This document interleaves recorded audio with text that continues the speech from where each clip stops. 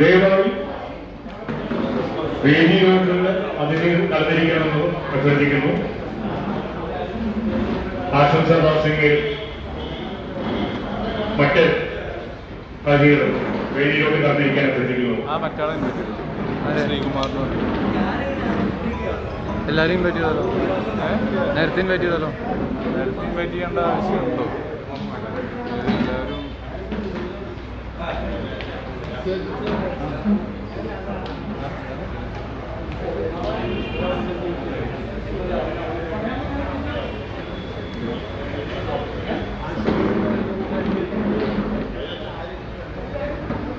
ഷാഫിനെ invite ചെയ്തോ?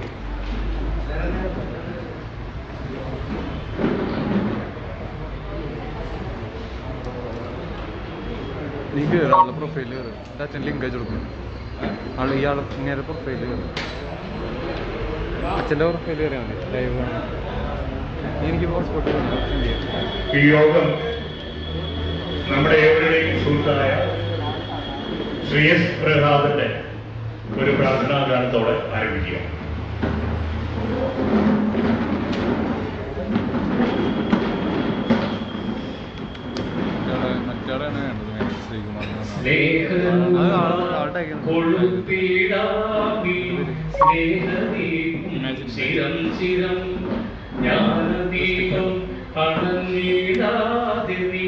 കാത്തുകൊള്ളണേ നിത്യവും നന്മഭൂത മനസ്സുമായി പൊന്നമ്മ നൽകിയ സ്നേഹമാ മൺചരാതു കൊളുത്തിടാം നന്മ പെയ്യണേ മാനസേ ഉള്ളിലെ തമസകറ്റുവാൻ ഒരു നാവിലെഴുതിയ സൂക്തമേ കൈപിടിച്ചു നടത്തനങ്ങളെ നേരുക നിത്യവും.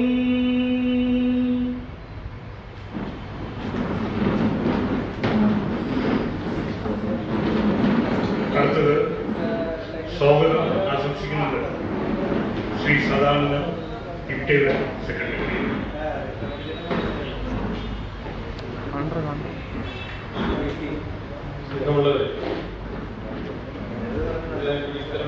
സ്വാഗതം ആശംസിക്കാൻ വേണ്ടി എൻ്റെ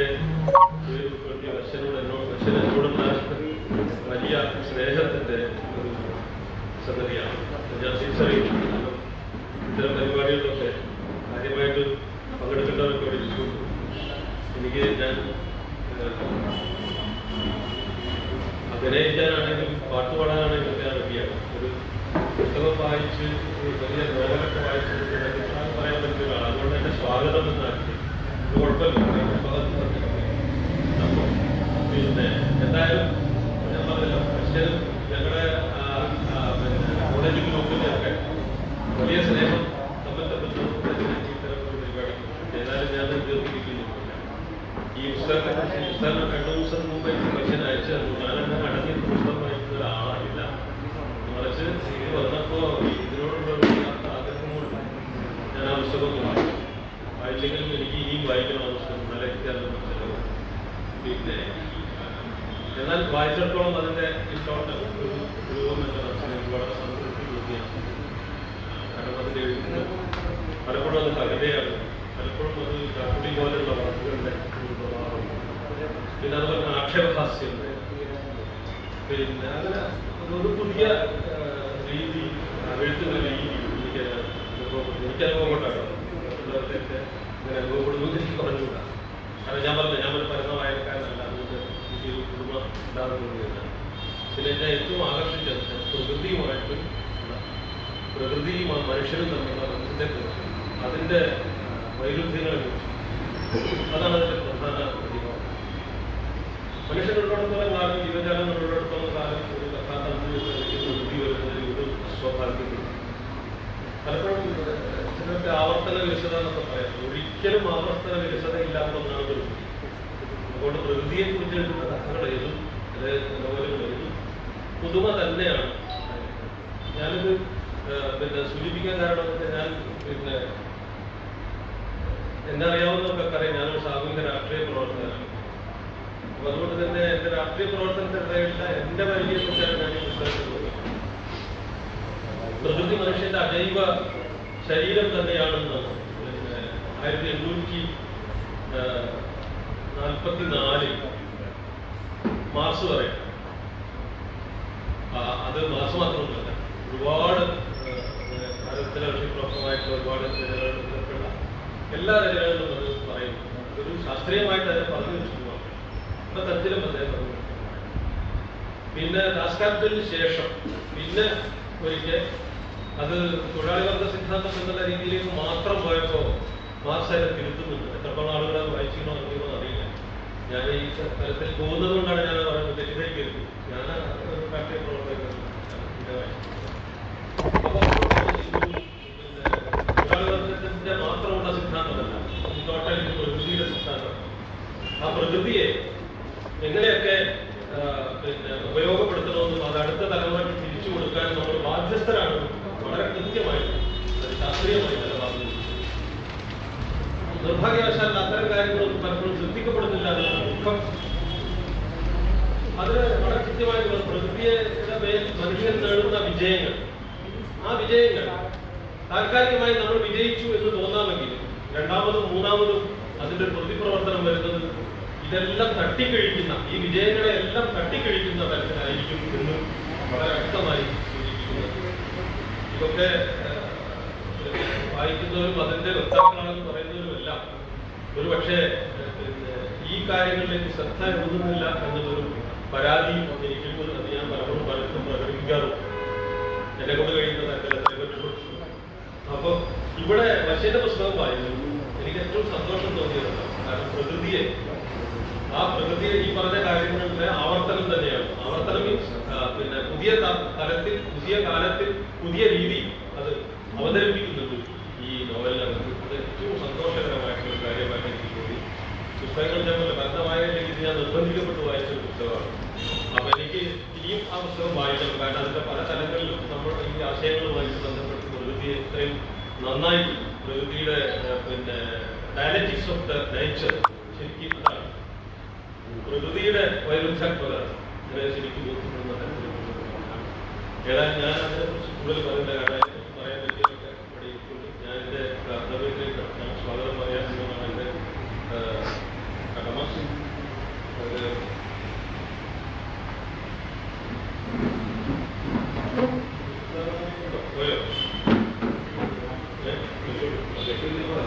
എന്തായാലും ഞാൻ ആദ്യമായിട്ട് അദ്ദേഹത്തിന് തന്നെ സ്വാഗതം പറഞ്ഞത് എന്നത് അദ്ദേഹം എൻ്റെ ഒരു സുഹൃത്തു കൂടിയാണ്.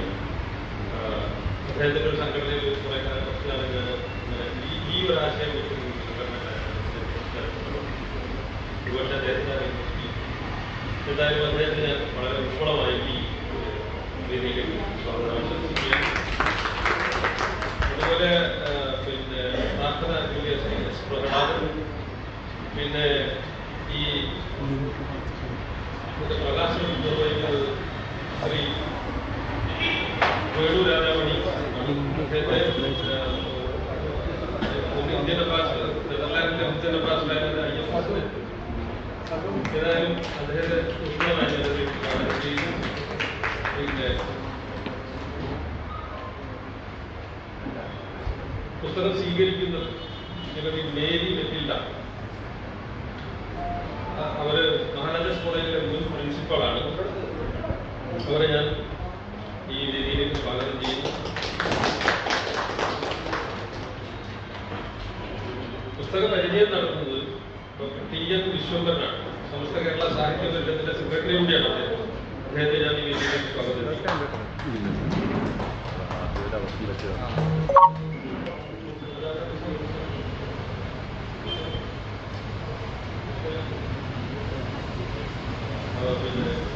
ഒരു കവിതാലാപനം നടത്തുന്ന KK ബാലകൃഷ്ണൻ സാറാണ്. അദ്ദേഹത്തെ ഞാൻ ഈ വേദിയിലേക്ക് സ്വാഗതം ചെയ്യുന്നു. ഇതിലൊരു ഗാനാലാപനം നടത്തുന്ന ഞങ്ങളുടെ പ്രിയങ്കരനായ ഷാഫി നായന്മാരക്കാൻ. ഞങ്ങൾക്ക് എന്താ പറയുക, ഒരു അപ്പാടിയാണ്, രാത്രിയാണ് അദ്ദേഹം പാട്ട് പാടുന്ന അപ്പാടി. അതുകൊണ്ട് തന്നെ ഷാഫിയെ പിന്നെ ആശംസകൾ നേരുന്നത് അഡ്വക്കേറ്റ് KV രാമപുരൻ. അദ്ദേഹം ഞങ്ങളുടെ ഗ്രൂപ്പിൽപ്പെട്ട ആള്, വളരെ പ്രിയങ്കരനായിട്ടുള്ള അദ്ദേഹമാണ് യഥാർത്ഥത്തിൽ ഈ പുസ്തകത്തിന്റെ പ്രകാശനത്തിന് വേണ്ടി ഈ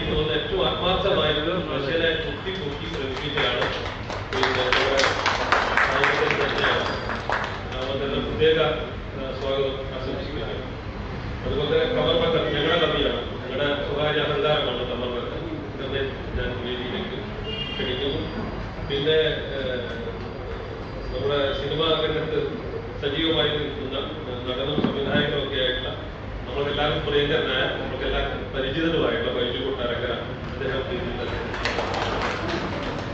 അതുപോലെ തന്നെ ശ്രീ രാജാജി രാജഗോപാൽ അത് നടനും സംവിധായകനും ഒക്കെയാണ്. അദ്ദേഹത്തെ ഞാൻ വേദിയിലേക്ക് ഇനി ഇതിന് മറുപടി പറയുന്നത് സ്വാഭാവികമായിട്ടും ബശിവലസാണ്. ബശിവലസിനെ ഞാൻ പ്രത്യേകം ക്ഷണിക്കുന്നു. എന്നാലും ഞാൻ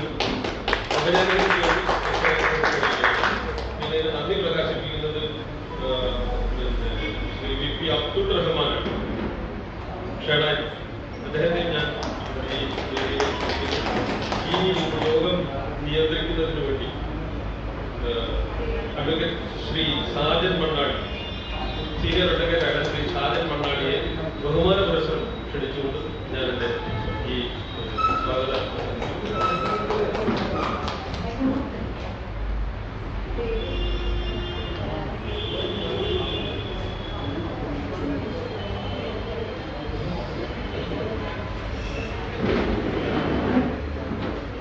വേദിയിലിരിക്കുന്ന ഇന്നത്തെ യോഗത്തിലെ മുഖ്യാതിഥി, പുസ്തകം പ്രകാശിപ്പിക്കുന്ന എൻ്റെ സുഹൃത്തു കൂടിയായ ശ്രീ വേണുരാജാമണി, ഇന്ന് ഈ പുസ്തകത്തിൻ്റെ പുസ്തക പരിചയം നിർവഹിക്കുന്ന doctor Shri T N Viswambharan sir, പുസ്തകം ശ്രീ വേണുരാജാമണിയിൽ നിന്ന് ഏറ്റുവാങ്ങുന്ന ഞങ്ങളുടെയൊക്കെ മറ്റൊരു സുഹൃത്തായ ഡോക്ടർ മേരി മെറ്റിൽഡ, മഹാരാഷ്ട്ര മുൻ പ്രിൻസിപ്പൽ കൂടിയാണ്. കൂടാതെ ഇന്ന് ഈ വേദിയിൽ കവിത വായിക്കുന്ന ശ്രീ കെ കെ ബാലകൃഷ്ണൻ, അതേപോലെ തന്നെ ഇവിടെ ഗാനം ആരംഭിക്കുന്ന ശ്രീ ഷാഫി രായ്മലക്കാർ, ആശംസകൾ അർപ്പിക്കുന്ന എൻ്റെ അടുത്ത സുഹൃത്ത് Shri K V Ramabhadran, Shri Kamar Baker, Shri Baiju Kottarakkara, Shri Raja G Rajagopal, ഇതിനൊക്കെ കാരണഭൂതനായ എഴുത്തുകാരൻ ശ്രീ ബഷീർ വജസ്, നന്ദി പറയുന്ന ശ്രീ വി പി അബ്ദുൾ റഹ്മാൻ, മാന്യ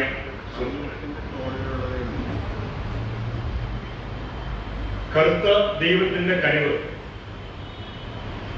എന്ന ആ വാക്കിൽ തന്നെ അതിന്റെ ഉള്ളടക്കം പ്രതിഫലിക്കുന്നുണ്ട്.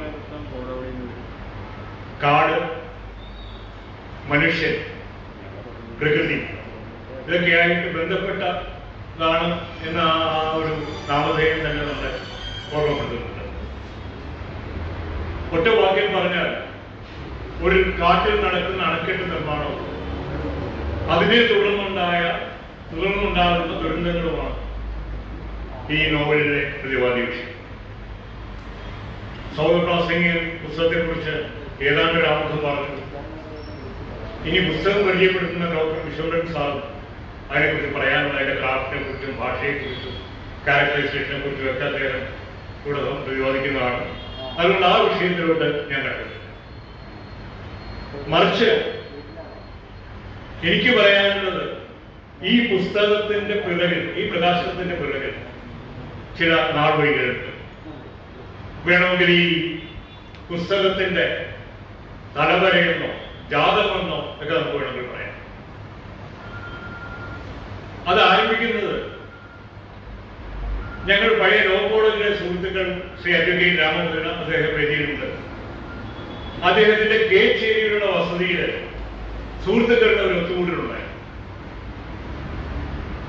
ആ ഒത്തുകൂടലില് കളിയും തമാശയും ചിരിയോടൊപ്പം ശ്രീ രാമഭദ്രൻ കയ്യിൽ ഒന്നോ രണ്ടോ പുസ്തകമായിട്ട് അവിടെ വരികയും ചില സുഹൃത്തുക്കളെങ്കിലും ഞാനതിൽ പെടുന്നില്ല, ഞാൻ എൻ്റെ അടുത്ത് അദ്ദേഹം അത് പുസ്തകം നീട്ടിയില്ല, എങ്കിൽ പോലും എഴുത്തുകാരൻ കൂടി ഇല്ലാഞ്ഞിട്ട് പോലും അദ്ദേഹം സ്വന്തം നിലയ്ക്ക് അവിടെ നിന്നിട്ട് ആ പുസ്തകങ്ങൾ ഓരോ മെമ്പർമാർക്ക് കൊടുക്കാൻ ശ്രമിക്കുന്നതാണ്.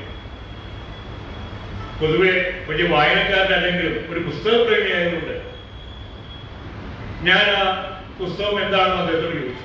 അപ്പൊ അദ്ദേഹം പറഞ്ഞു, ഇങ്ങനെ എൻ്റെ ഒരു സുഹൃത്ത് എഴുതിയതാണ്, വശ്യവചസ്, അതിനർത്ഥം സന്യാസി എന്നാണ് എഴുത്തുകാരൻ തന്നെ എന്നോട് സൂചിപ്പിച്ചത്. അദ്ദേഹം എഴുതിയൊരു പുസ്തകമാണ്. അതിങ്ങനെ ഞങ്ങൾ പറഞ്ഞ സുഹൃത്തുക്കൾ ചേർന്ന് അതിനൊരു സപ്പോർട്ട് ചെയ്യുക എന്ന് അദ്ദേഹം പുസ്തകത്തെ കുറിച്ച് കൂടുതൽ ചോദിച്ചപ്പോ അദ്ദേഹം പറഞ്ഞു അതിന്റെ ഒരു റിലീസിംഗ് ആയിട്ടില്ല, അതിന്റെ ഒരു റിലീസിംഗ് ഡേറ്റിന് വേണ്ടിയിട്ടൊക്കെ ഞങ്ങളിങ്ങനെ പരിശ്രമിച്ചുകൊണ്ടിരിക്കുകയാണ്. അപ്പൊ ഇത് കേട്ടപ്പോൾ ഞാൻ ശ്രീ രാമഭദ്രനോട് ചോദിച്ചു, അങ്ങനെയെങ്കിൽ നമുക്കിത് എന്തുകൊണ്ട് എറണാകുളത്ത് വെച്ച് നിർവഹിച്ചു. അപ്പൊ രാമഭദ്രൻ അത് വളരെ സന്തോഷപൂർവ്വം ഏറ്റുവാങ്ങുകയും ഉടനെ തന്നെ എഴുത്തുകാരനെ വിളിച്ചു ചോദിക്കുകയും അദ്ദേഹവും പരിപൂർണ്ണ സമ്മതം പ്രകടിപ്പിക്കുകയും തുടർന്ന് ഇത് ആര് കൊണ്ട് റിലീസ് ചെയ്യിപ്പിക്കണമെന്നുള്ളതായിരുന്നു ഞങ്ങൾ ആലോചിച്ച വിഷയം. അതേ കാലഘട്ടത്തിലാണ് ശ്രീ വേണു രാജാമണി സ്തുതിരഹമായ സേവനം കഴിഞ്ഞ് ഇവിടെ നാട്ടിലെത്തുന്നത്. നിങ്ങൾക്കറിയാം, അദ്ദേഹം നെതർലാൻഡ്സിലെ സാധാരണ അംബാസഡറല്ല, ശ്രദ്ധേയമായ പല കാൽവെപ്പുകളും അവിടെ നടത്തിയതിൽ കേരളത്തിന് വേണ്ടി പോലും പല കാൽവെപ്പുകളും അവിടെ നടത്തിയ ഒരു മാന്യദേഹമാണ് അദ്ദേഹം. അതിനുപരി ഈ കഴിഞ്ഞ ദിവസം അദ്ദേഹത്തിന്റെ ഒരു പുസ്തകം നമ്മുടെ മുഖ്യമന്ത്രി ശ്രീ പിണറായി വിജയൻ പ്രകാശനം ചെയ്യുന്നത്. പ്രളയത്തിൽ നിന്നും നാം പഠിക്കേണ്ട പാഠങ്ങളെ കുറിച്ചാണ് ആ പുസ്തകം. അത് ഈ കഴിഞ്ഞ ദിവസം 2 ദിവസമായിട്ടില്ല, അതിന് മുൻപാണ് പ്രസിദ്ധീകരിച്ചത്. ഈ പുസ്തകത്തിലെ പ്രതിപാദ്യ വിഷയവും അതുമായിട്ട് ബന്ധപ്പെട്ട് നിൽക്കുന്നു എന്ന് പറയാൻ ഞാൻ ആഗ്രഹിക്കുകയാണ്. അതായത് അണക്കെട്ട് നിർമ്മാണവുമായി ബന്ധപ്പെട്ട അഴിമതികൾ, അതിനെ തുടർന്നുണ്ടായ ദുരന്തങ്ങൾ, മനുഷ്യനും മൃഗങ്ങളും കാടും മേടും എല്ലാം നശിക്കുന്ന ഒരവസ്ഥ. അതാണ് വിഷയം. അതിനുപരി പഠിക്കുന്ന കാലത്ത് തന്നെ, അന്ന് ഞങ്ങളുടെയൊന്നും സത്യത്തിൽ പൈസയൊന്നുമില്ല എങ്കിൽ പോലും ശ്രീ വേണു രാജാമണിയും ഞങ്ങളെല്ലാവരും കൂടെ കണ്ടുപിടിക്കുന്നു, ക്ഷണായി പിടിക്കുന്നു, ബാലകൃഷ്ണൻ ഇരിക്കുന്നു, ഞങ്ങളെല്ലാവരും കൂടെ തിരുനെല്ലിക്കാടുകളിലും നാഗരുടെ കാട്ടിലുമൊക്കെ പോയി താമസിച്ച ആ കാലഘട്ടവും ഞാൻ ഓർത്തെടുക്കുകയായിരുന്നു. വേണുവിന്റെ ഒരു സുഹൃത്ത് വന്നിട്ടാണ് മൂന്നാറിനടുത്ത് അതിസുന്ദരമായ സ്വിറ്റ്സർലൻഡിനെ വെല്ലുന്ന ഒരു കാട്ടുപ്രദേശം ഉണ്ടെന്ന് ഞങ്ങൾ ഓർമ്മപ്പെടുത്തിയത്. അപ്പൊ കാടുമായിട്ടും പരിസ്ഥിതി വിഷയങ്ങളുമായിട്ടും ബന്ധമുള്ള നമ്മുടെ നാട്ടിൽ കേവലം കുറച്ച് ദിവസങ്ങളായിട്ടും അദ്ദേഹം തിരിച്ചെത്തിയിട്ടുണ്ട്. അപ്പൊ ശ്രീ വേണു തന്നെ ആവട്ടെ ഇതിന്റെ ഒരു പ്രകാശകൻ, ഉദ്ഘാടകൻ എന്ന് ഞങ്ങൾ തീരുമാനിക്കുന്നത്. അത് ഏറ്റവും ഉചിതമായി എന്ന് എനിക്കിപ്പോഴും തോന്നുന്നു. അതിനപ്പുറം പിന്നെ ആരൊക്കെ വേണം എന്നുള്ള ചിന്തയിലാണ് ഇന്നിവിടെ നിങ്ങളുടെ മുമ്പിൽ ഇരിക്കുന്ന മുഴുവൻ അതിഥികളും ഇവിടെ ഈ വേദിയിലിരിക്കുന്നത്. അവിടെ ഈ വേദിയിൽ ഇരിക്കുന്നു എന്ന് ഞാൻ പറയുമ്പോൾ ഞാനൊരു ലോ കോളേജ് വിഷയത്തിലാണ് തുടങ്ങിയത്. പക്ഷെ 3 കോളേജുമായി ബന്ധപ്പെട്ട ആൾക്കാരാണ് സത്യത്തിൽ ഈ വേദിയിലിരിക്കുന്നത്. ഒന്ന് Sreekrishna college Guruvayur, 2 Maharajas college Ernakulam, 3 Udupi law college, ഉടുപ്പിയിലുള്ള ലോ കോളേജ്. ഇതിലെ പ്രധാനപ്പെട്ട സുഹൃത്തുക്കളുടെ ഒരു കൂട്ടായ്മയാണ് ഈ പ്രസ്ഥാനത്തിന് പുറകിൽ എന്നുള്ളത് പറയാൻ കഴിയും. അതില് എനിക്ക് തോന്നുന്നു ഈ സദസ്സിലിരിക്കുന്നവര് ഏറിയ പങ്കും ഈ പറഞ്ഞ കോളേജുകളിലൊക്കെ പഠിച്ചിറങ്ങിയ ആൾക്കാരാണ്. അവർ പലരും ഇതിന്റെ മുൻപിലിരിക്കുന്നു. ഏതായാലും ഞാൻ പറഞ്ഞുകൊണ്ട് വന്നത്, ഇത് സാധാരണ ഒരു കേവലം ഒരു പുസ്തക പ്രകാശനമല്ല, സുഹൃത്തുക്കളുടെ ഒരു കൂട്ടായ്മയുടെ ഒരു സാക്ഷാത്കാരമാണ്. ആ കരുത്ത് ഈ പുസ്തക പ്രകാശനത്തിന്റെ പുറകിലുണ്ട്. ഇവിടെ ഇരിക്കുന്ന കലാകാരന്മാരായ ശ്രീ ബൈജു കൊട്ടാരക്കരയും ശ്രീ രാജഗോപാലും മറ്റും അവരും ഒക്കെ ഈ പറഞ്ഞ തരത്തിലുള്ള ബന്ധങ്ങൾ ഗ്രന്ഥകാരനുമായിട്ടും മറ്റുള്ളവരുമായിട്ടും ഒക്കെ കാത്തുസൂക്ഷിക്കുന്നുണ്ട്. അപ്പൊ അങ്ങനെയുള്ള ഒരു കൂട്ടായ്മയുടെ ഒരു പുസ്തക പ്രകാശനം നിങ്ങളുടെ മുൻപിൽ അവതരിപ്പിക്കാൻ കഴിഞ്ഞതിൽ വളരെ ചാരിതാർത്ഥ്യമുണ്ട്. അത് നമ്മുടെ ഏവരുടെയും സുഹൃത്തായ ശ്രീ വേണുവിനെ കൊണ്ട്, കാരണം ഞങ്ങൾ അദ്ദേഹത്തെ കാണുന്നത് ഒരു മുൻ അംബാസിഡർ എന്നുള്ള നിലയ്ക്ക് എന്നും അന്നും ഇന്നും എന്നും ഒരു സുഹൃത്ത് എന്നുള്ള നിലയ്ക്കാണ് അദ്ദേഹം ഞങ്ങളോട് ഇടപെടുകയും. ആ ഒരു ആത്മബന്ധത്തിൽ നിന്നുകൊണ്ടാണ് ഞങ്ങൾ അദ്ദേഹത്തെ ഈ പുസ്തക പ്രകാശനത്തിൽ ക്ഷണിച്ചത്. അദ്ദേഹം അത് സന്തോഷപൂർവ്വം ഏറ്റെടുക്കുകയും ചെയ്തു. അങ്ങനെയുള്ള ശ്രീ വേണു രാജാമണിയെ നമ്മുടെ മറ്റൊരു സുഹൃത്തായ ഡോക്ടർ മെയ്നി മെക്കിലേക്ക് ഈ പുസ്തകത്തിന്റെ ആദ്യത്തെ കോപ്പി കൊടുത്തുകൊണ്ട് ഈ പുസ്തക പ്രകാശനം നിർവഹിക്കണം എന്ന് ഞാൻ ശ്രീ വേണു രാജാമണിയോട് ആദരപൂർവ്വം അതിനുവേണ്ടി അദ്ദേഹത്തെ ക്ഷണിച്ചു.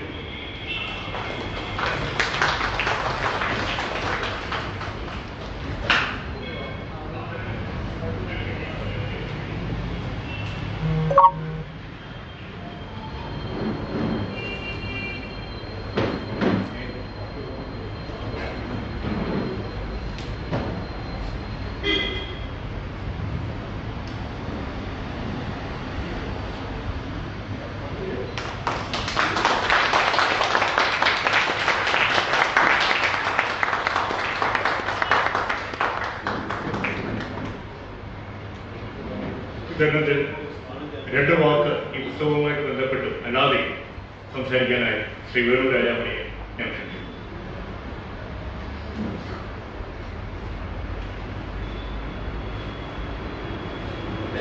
ഈ ചടങ്ങിലെ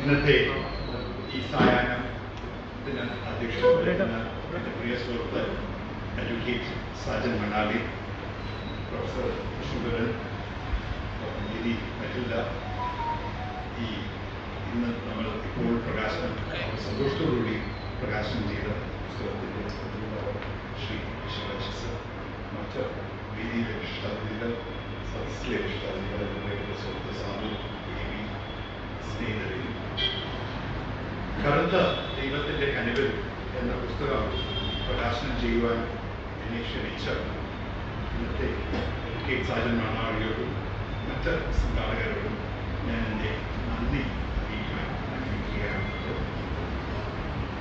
ഒരു പുസ്തകം പ്രസക്തമാകുന്നത് അതിലെ കനപ്പെട്ട വാക്കുകളോ അത് എഴുതിയ എഴുത്തുകാരൻ്റെ പ്രശസ്തിയോ ഒന്നല്ല, മറിച്ച് ആ പുസ്തകം പ്രതിപാദ്യം ചെയ്യുന്ന വിഷയവും പശ്ചാത്തലവും വായനക്കാരന്റെ ജീവിതവുമായി സംവേദിക്കുമ്പോഴാണ് ഒരു വായനക്കാരൻ അവന്റെ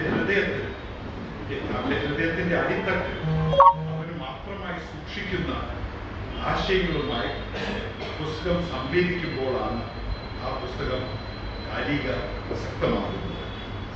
പ്രത്യേകിച്ചും ഒരു നോവൽ ആകുമ്പോൾ അതിലെ കഥാപാത്രങ്ങൾ നമ്മളിൽ ഒരാളായി തോന്നും. അവർ കൈമാറ്റം ചെയ്യുന്ന വികാരങ്ങൾ നമ്മുടേതുമായി സാമ്യം തോന്നുമ്പോൾ ആ പുസ്തകത്തോട് നമുക്ക് വല്ലാത്തൊരു അടുപ്പം.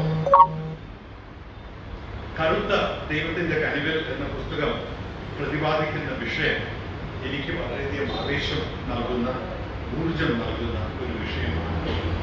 പ്രത്യേകിച്ചും നേരത്തെ സൂചിപ്പിച്ചതുപോലെ മനുഷ്യനും പ്രകൃതിയും തമ്മിലുള്ള പോരാട്ടവും അതിജീവനവും എന്ന മനുഷ്യരാശി ആഴത്തിൽ പഠിക്കേണ്ട ഒരു വിഷയമാണ്. വികസനത്തിനും ജീവനത്തിനുമായി മനുഷ്യൻ പ്രകൃതിയെ ചൂഷണം ചെയ്യുന്നത് അതിൽ പരിപുരം സൃഷ്ടിക്കണോ? മനുഷ്യന്റെ അതിജീവനമാണോ, പ്രകൃതിയുടെ സന്തുലിതാവസ്ഥ കാത്തുസൂക്ഷിക്കുന്നതാണോ, ഏതിനാണ് നമ്മൾ പ്രാധാന്യം നൽകേണ്ടത്? മനുഷ്യന്റെ വികലമായ പ്രകൃതി ചൂഷണത്തിന്റെ മുഖമാണ് വശ്യവക്ഷസ് ഈ പുസ്തകത്തിൽ വരച്ച് കാട്ടുന്നത്. നമുക്കിടയിൽ നമ്മൾ അനുദിനം കാണുന്ന വ്യക്തികൾ ഈ പുസ്തകത്തിൽ കഥാപാത്രങ്ങളായി പുനർജനിക്കും.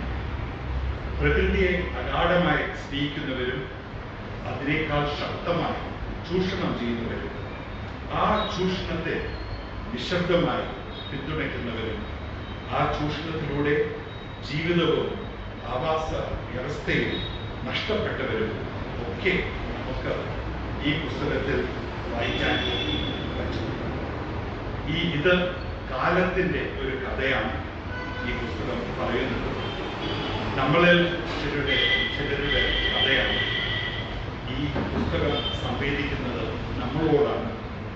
ഗ്രന്ഥകർത്താവ് വിരൽ ചൂണ്ടുന്നത് നമ്മളോടാണ്. ഒരു വീട് പണിയുമ്പോൾ, ഒരു മരം വെട്ടുമ്പോൾ, വഴി തീർക്കുമ്പോൾ പ്രകൃതിയെ അതിന് ചുറ്റുമുള്ള ആവാസ വ്യവസ്ഥയെ കണക്കിലെടുക്കണം എന്ന് നമ്മളോട് ഈ പുസ്തകം പറയാതെ പറയുന്നു. മറിച്ച് ചെയ്യുമ്പോൾ ഉണ്ടാകുന്ന സംഘർഷങ്ങളിലേക്ക്, കലാപങ്ങളിലേക്ക്, സംസ്കാര ശൂന്യതയിലേക്ക് ഈ പുസ്തകത്തിലെ രംഗങ്ങൾ വെളിച്ചം വീശുന്നു. ഈ പുസ്തകം ഇന്നത്തെ കഥയാണ് പറയുന്നത്. ഈ കഥ അനാദികാലം മുതൽ പ്രസക്തിയുള്ളതാണ്. രാമായണത്തിന്റെ തുടക്കത്തിൽ മാ നിഷാദ അരുതേ അരുതേ എന്ന് പറയുന്നത് പോലെ ഈ പുസ്തകം നമ്മളോട് മന്ത്രിക്കുന്നു. അരുതേ അരുതേ. നമുക്ക് പ്രകൃതിയിലേക്ക് മടങ്ങാം. പ്രകൃതിയുമായി ഇണങ്ങിച്ചേർന്നൊരു വികസന സ്വപ്നം രൂപപ്പെടുത്താം. എൻ്റെ ഹൃദയത്തിൽ ഞാൻ സൂക്ഷിക്കുന്ന ആശയങ്ങൾ പ്രതിഫലിക്കുന്ന ഒരു പുസ്തകം കൊച്ചി നഗരത്തിൽ പ്രകാശനം ചെയ്യുവാനായി എനിക്ക് അവസരം നൽകിയ ഇതിൻ്റെ രചയിതാവും ഇന്നത്തെ സംഘാടകരോടും ഞാൻ എൻ്റെ നന്ദി അറിയിച്ചു കൊള്ളുന്നു. ഈ പുസ്തകം ഒരുപാട് പേർ വായിക്കുവാനും ഈ വിഷയം ഏവരും ചർച്ച ചെയ്യുവാനുമായി ഇടയാകട്ടെ എന്ന് പ്രാർത്ഥിച്ചുകൊണ്ട് ഞാൻ അവസാനിപ്പിക്കുന്നു. ഇതിൻ്റെ ഗ്രന്ഥകർത്താവിന് എല്ലാവിധ ആശംസകളും ഞാൻ നേരുന്നു.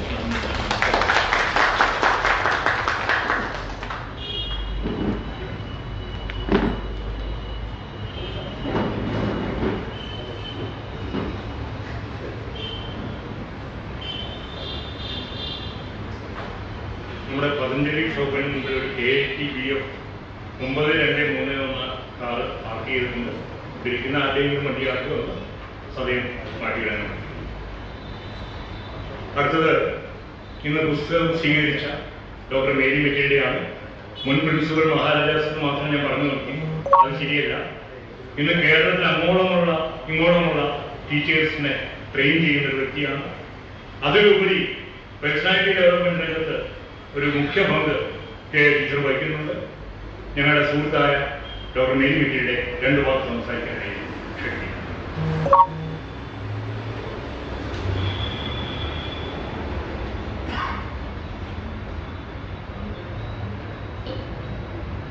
വേദിയിലും സദസ്സിലും ഇരിക്കുന്ന എല്ലാ വിശിഷ്ട വ്യക്തികൾക്കും നമസ്കാരം. ഇന്ന് ഞാൻ സംസാരിക്കുന്നതിന് പ്രത്യേകതയുണ്ട്. കോവിഡ് കഴിഞ്ഞിട്ട് ആദ്യമായിട്ടാണ് ഞാനൊരു പബ്ലിക്കിന്റെ മുമ്പിൽ നിന്ന് ഇങ്ങനെ സംസാരിക്കുന്നത്. ചെറിയൊരു ഭയം ഉണ്ടായിരുന്നു. ഭയം മാറ്റി സാധ്യം കൊണ്ടായിരിക്കും പുസ്തക രചയിതാവിന്റെ സംഘാടകർക്കൊക്കെ നന്ദി പറയാൻ സാധിക്കും. ഈ വികസന ജനങ്ങൾക്കുണ്ടാക്കുന്ന കഷ്ടപ്പാടുകൾ, ഇതൊക്കെയാണ് ഈ നോവലിലെ പ്രതിപാദനം. അപ്പോൾ ഒരു നാടിന്റെ മക്കൾ, അപ്പൊ അവരുടെ ഒരു വാസസ്ഥലം കഴിയേറി അവരെ അവിടെ നിന്ന് നിഷ്കാസിതരാക്കുമ്പോൾ അവർ പ്രതിരോധം തീർക്കുന്ന ആശയങ്ങളാണ് ഈ നോവലിൽ നിന്ന് ഞാൻ മനസ്സിലാക്കുന്നത്. നോവൽ വായിക്കാൻ എനിക്ക് സമയം കിട്ടിയില്ല. നോവലിന്റെ പ്രതിയിലേക്ക് എത്തി. അതുകൊണ്ടാണ് അപ്പൊ ഞാൻ നേരത്തേക്ക് ഇത്തരം കാര്യങ്ങൾ വായിക്കുമ്പോൾ വളരെ നിർവികാരതയോടെ നോക്കി കണ്ടിട്ടുള്ള ആളാണ്. പക്ഷെ കുണ്ടൻ പാലത്തിന്റെ തൊട്ടടുത്ത് താമസിക്കുന്ന വ്യക്തി എന്നുള്ള നിലയിലാണ് ഈ വികസനത്തിന്റെ ശരിക്കുള്ള പ്രശ്നം മനസ്സിലാക്കുന്നത്. ഒരു 4-5 വർഷമായിട്ട് ഞങ്ങൾ അനുഭവിക്കുന്ന കഷ്ടപ്പാടുകൾക്ക് കയ്യിൽ അറിവില്ല. അത് എങ്ങനെ പറഞ്ഞ് മനസ്സിലാക്കണമെന്ന് പോലും എനിക്കറിയില്ല. എപ്പോഴും നമ്മൾ വികസനം എത്ര വികലമായ കാഴ്ചപ്പാടിലൂടെയാണ് നമ്മൾ നീങ്ങുന്നത്. ഒരു പ്രദേശത്തെ വികസനം എനിക്ക് അത് പരിചയമുള്ളത് എന്റെ ജീവിതമായിട്ട് റിലേറ്റ് ചെയ്യുമ്പോൾ അതെന്റെ മനസ്സിൽ വരുന്നതുകൊണ്ടാണ് ഞാൻ പറയുന്നത്. ഒരു പാലം പണിയുമ്പോൾ തീർച്ചയായിട്ടും ആദ്യം ചെയ്യേണ്ടത് അതിന്റെ സൈഡ് റോഡുകളൊക്കെ സഞ്ചാരയോഗ്യമാക്കണം. അതിന് ജനങ്ങൾ നമ്മുടെ മനസ്സിലുണ്ടാവണം. ഉദ്യോഗസ്ഥരുടെയും രാഷ്ട്രീയ നേതാക്കളുടെയും മനസ്സിൽ ഇത് ആർക്ക് വേണ്ടിയിട്ടാണെന്നൊരു ചിന്തയുണ്ടാവും. ഇത് ജനങ്ങൾക്ക് വേണ്ടിയിട്ടാണ് വികസനം. ഈ ലോകത്തെ ഏത് കാര്യം നമ്മൾ ചെയ്യുമ്പോഴും നമ്മൾ ജീവജാലങ്ങൾക്കും മനുഷ്യർക്കും വേണ്ടിയിട്ടുള്ളതാണ് ഈ ഭൂമി. അവിടെ നമ്മുടെ സന്തോഷം, ഒരു പെർ ക്യാപിറ്റൽ ഹാപ്പിനെസ് എന്ന് പറയും, ആ ലോകത്തിൽ വരുമാനമാണ് നമ്മൾ ഫോക്കസ് ചെയ്യേണ്ടത്. ആ ലോകത്തിലെ ആനന്ദം ഏത് വികസന പ്രക്രിയയിലും ആ ഒരു കാഴ്ചപ്പാട് നമുക്ക് ഉണ്ടായി കഴിഞ്ഞാൽ ഇതൊക്കെ പെട്ടെന്ന് അവസാനിക്കില്ല. ആ ഒരു ആർക്ക് വേണ്ടിയിട്ടാണ്, ആർക്ക് സന്തോഷം കൊടുക്കാനാണ്, ആ ഒരു ചിന്ത നമ്മളിലേക്ക് വന്നു കഴിഞ്ഞാൽ വ്യത്യാസം വരും. പക്ഷെ ചിന്ത വരാൻ വലിയ സാധ്യതയൊന്നും നമ്മൾ കാണുന്നില്ല. കൊറോണ അതാണ് നമ്മളോട് പറഞ്ഞത്. പണ്ട് ഞാൻ വായിച്ച 3-4 വരികൾ എൻ്റെ മനസ്സിലുണ്ട്. Until the last tree is cut down and the last fish is caught, no one will realize money cannot be eaten. പൈസ എന്ന് പറഞ്ഞാൽ തിന്നാൻ പറ്റില്ല. അവസാനം നമ്മൾ വികസിച്ച് എങ്ങോട്ടായി പോയിക്കൊണ്ടിരിക്കുന്നത്. എൻ്റെ മോളൊക്കെ ചെറുപ്പമില്ല, അവരൊക്കെ എനിക്കൊരു കൊച്ചു മോളുണ്ടാവും. മോള് പറയാം, നിനക്ക് വലുതായി കഴിയുമ്പോൾ എന്തായിരിക്കുമല്ലേ, നമ്മൾ ഈ വികസനം എന്ന് പറഞ്ഞിട്ട് ഒരു ടോട്ടൽ ഡിസാസ്റ്ററിലേക്ക് പോയിക്കൊണ്ടിരിക്കുകയാണ്. അപ്പൊ ഒരു സാമൂഹ്യ പ്രതിബദ്ധതയുള്ള ഒരു ഗ്രന്ഥകർത്താവ് അങ്ങനെയുള്ള ആളുകൾ കാണാൻ വിഷമമാണ്. നമ്മളിപ്പോ ഞാൻ ഇങ്ങനെ ഒരു യൂട്യൂബ് ചാനൽ തുടങ്ങിയത്. അപ്പോഴാണ് യൂട്യൂബ് ചാനലില് മിക്കവാറും വരുന്ന സബ്ജക്ട് എന്നൊക്കെ പറഞ്ഞു കഴിഞ്ഞാൽ വെറുതെ രസിച്ച് ഇങ്ങനെ കേൾപ്പിക്കാൻ ഉള്ള കാര്യങ്ങൾ, അതിനാണ് വ്യൂസ് ഒരുപാട് കൂടുതലുണ്ടാവും. അപ്പൊ ഞാനിങ്ങനെ വിചാരിച്ചു, മനുഷ്യർക്ക് സീരിയസ് ആയിട്ടുള്ള നമ്മളെ ബാധിക്കുന്ന പ്രശ്നങ്ങൾ ചർച്ച ചെയ്യാനൊന്നും വലിയ താല്പര്യമില്ല. നമ്മൾ ജനിച്ചിങ്ങനെ ഓരോ ദിവസം കഴിഞ്ഞ് ഇങ്ങനെ ജീവിച്ചു പോകുന്നു. അപ്പൊ അതിൽ നിന്നൊക്കെ വ്യത്യസ്തമായി എന്റെ പുസ്തകം വിറ്റഴിയുമോ എന്നുള്ളൊരു അജണ്ട ഇല്ലാതെ മനുഷ്യർക്ക് വേണ്ട ഒരു സന്ദേശം നൽകി അങ്ങനെ ഒരു നോവൽ എഴുതിയ ഗ്രന്ഥകർത്താവിനെ അങ്ങേയറ്റം അനുമോദിച്ചുകൊണ്ടും ഈ കോവിഡ് പശ്ചാത്തലത്തിൽ ഈ ഒരു പുസ്തകം പ്രകാശനം ചെയ്യുമ്പോൾ ഇവിടെ എത്തി ഇത്രയും കാര്യങ്ങൾ കേൾക്കാൻ, ചർച്ച ചെയ്യാൻ താല്പര്യം കാണിച്ച എല്ലാവർക്കും ഞാൻ അഭിനന്ദനങ്ങൾ അറിയിക്കുകയാണ്. ഇതിനെപ്പറ്റി ആധികാരികമായിട്ട് ഞങ്ങൾ എല്ലാവരും ഏറെ ബഹുമാനിക്കുന്ന വിശ്വംഭരൻ സാർ ഇവിടെയുണ്ട്. അദ്ദേഹം പുസ്തകത്തെക്കുറിച്ച് വളരെ നല്ലൊരു അവലോകനം നടന്നത് എന്ന് പ്രതീക്ഷിച്ചുകൊണ്ട് ഒരിക്കൽ കൂടി നന്ദി പറഞ്ഞുകൊണ്ട് ഞാൻ അവസാനിപ്പിക്കുന്നു. Thank you. ഈ വേദിയിലെ പ്രാസംഗികത്തിൽ വേണമെങ്കിൽ ഏറ്റവും മുതിർന്ന വ്യക്തിയെന്ന് വേണമെങ്കിൽ ഡോക്ടർ ശ്രീ ടി എൻ വിശ്വംഭരനെ വിശേഷിപ്പിക്കാം. ഇവിടെ ഞങ്ങളെക്കാളൊക്കെ ചെറുപ്പമാണ് അദ്ദേഹം. അങ്ങനെയുള്ള അദ്ദേഹത്തെ ഈ പുസ്തകത്തെക്കുറിച്ച് പുസ്തക പരിചയം നൽകാനായി ക്ഷണിക്കുന്നു.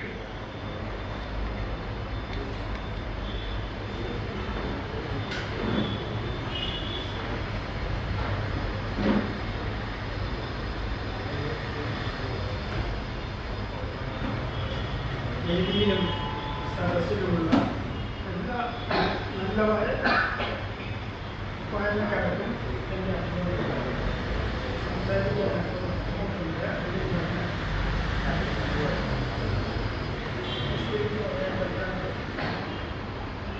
സാധനം അതൊരു സ്ഥാപനം പരമാവധി എന്നോട് ആവശ്യപ്പെടുമ്പോൾ ഈ ഒരു ദൗത്യം നിർവഹിക്കണമെന്നുള്ളത് ഞാൻ മനസ്സിലാക്കിയിരുന്നു.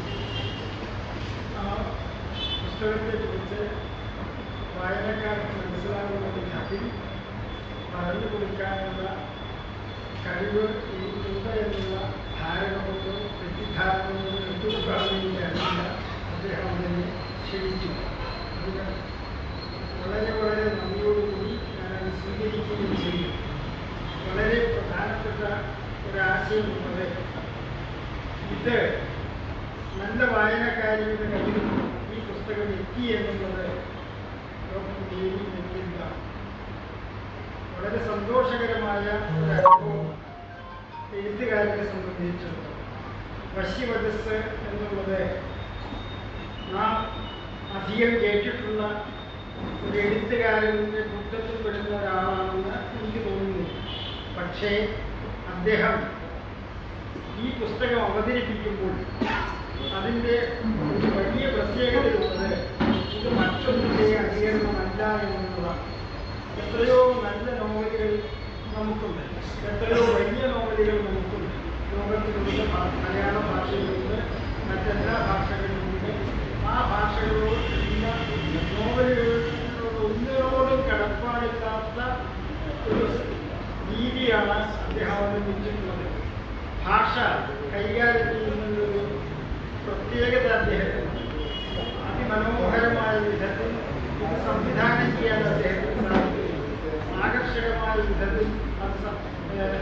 അവതരിപ്പിക്കുന്നത് ഏറ്റവും ശ്രദ്ധിക്കേണ്ട ഒരു കാര്യമുള്ളത് നോവലിൻ്റെ ആരംഭമാണ്. നോവൽ ആരംഭിക്കുന്ന സ്ഥലത്ത് മേരി മകളും രംഗത്തെത്തുന്നത് അച്ഛനെ തൻ്റെ നാടിനെ തിരിച്ചറിയുന്നതിന് വേണ്ടിയാണ്. ആ ലെനിൻ എന്ന് പറയുന്ന ഒരു വ്യക്തിയുമായി ബന്ധപ്പെടുകയും ആ ലെനിനിലൂടെ ഒരു കാലഘട്ടത്തിൻ്റെ മുഴുവൻ പ്രശ്നങ്ങളും മനസ്സിലാക്കാൻ സാധിക്കുകയും ചെയ്യുകയും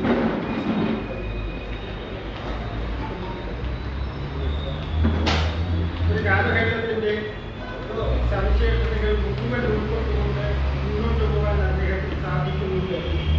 ഇത് ആദ്യം തന്നെ സൂചിപ്പിക്കുന്ന ഒരു വലിയ പ്രത്യേകതയുള്ളത് വാർദ്ധക്യത്തിലെത്തിയിട്ടുള്ള ഒരു സ്ത്രീയും വാർദ്ധക്യത്തിൻ്റെ അടുത്തെത്തിയിട്ടുള്ള ഒരു മകനും തമ്മിലുള്ള ബന്ധത്തിൻ്റെയാണ്. ആ കഥ ഒരു നാടിനെ എങ്ങനെയാണ് മനസ്സിലാക്കേണ്ടത്? നാട് എന്ന് പറയുമ്പോൾ ഇവിടെ വെള്ളമുണ്ട്, മലകളുണ്ട്, മനുഷ്യരുണ്ട്, മനുഷ്യരുടെ ജീവിതത്തോട് ബന്ധപ്പെട്ടിട്ടുള്ള എല്ലാ പ്രശ്നങ്ങളുമുണ്ട്. ആ പ്രശ്നങ്ങളെല്ലാം മനസ്സിലാക്കിക്കൊണ്ട് മുന്നോട്ട് പോകുന്ന സമയത്ത് അതിന് അവതരിപ്പിക്കേണ്ടതായ ഒരു സവിശേഷ രീതിയുണ്ട്. ആ സവിശേഷത പൂർണ്ണമായും ഉൾക്കൊള്ളാൻ വശ്യവചനത്തിന് സാധിച്ചിട്ടുണ്ട് എന്നുള്ളത് വളരെ ആകർഷകമായ ഒരു വസ്തുതയാണ്. ഇതിലെ ധാരാളം കഥാപാത്രങ്ങൾ കടന്നു വരുന്നു. ഒരു കാലഘട്ടത്തിലൂടെ മറ്റൊരു കാലഘട്ടത്തിലേക്ക് കടന്നു പോകുമ്പോൾ ആ കാലഘട്ടം നമ്മുടെ ജീവിതത്തിൽ ഇന്ന് അഭിമുഖീകരിച്ചിട്ടുള്ള എല്ലാ പ്രശ്നങ്ങളുമായും നേരിട്ടിടപെടാൻ അദ്ദേഹത്തിന് സാധിക്കുന്നു.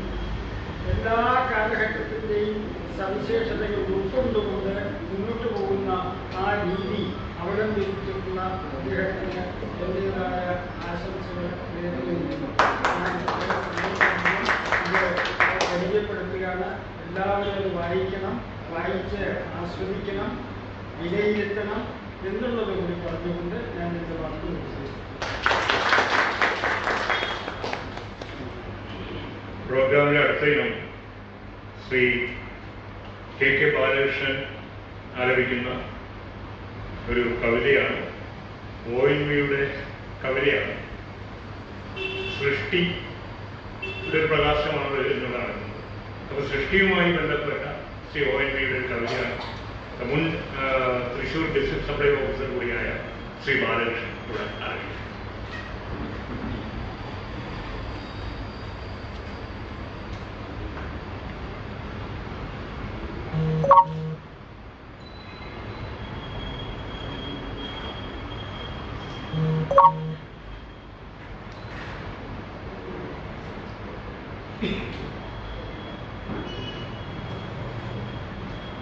മനുഷ്യന്റെ നിസ്സഹായതകളുടെയും ധർമ്മസങ്കടങ്ങളുടെയും ഒരു പ്രകടനമാണ് ഇന്നത്തെ കാലത്തും നിലനിൽക്കുന്ന ഈ കവിത. അതിൻ്റെ ആരോഗ്യം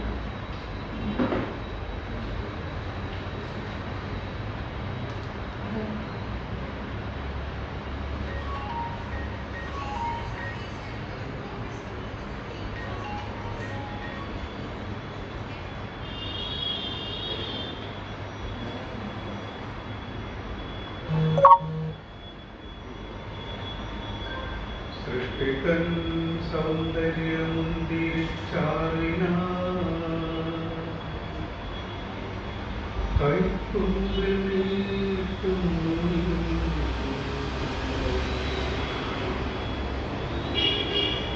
സൃഷ്ടികൻ സൗന്ദര്യമുന്തിരിച്ചാറിന കൈക്കുമ്പിളിട്ടുന്നു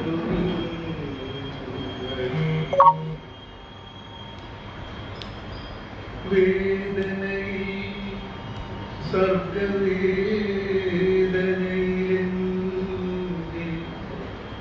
ചേതന വീണയുന്നു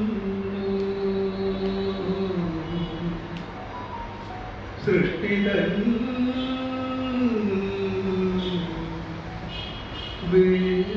വേദനയായി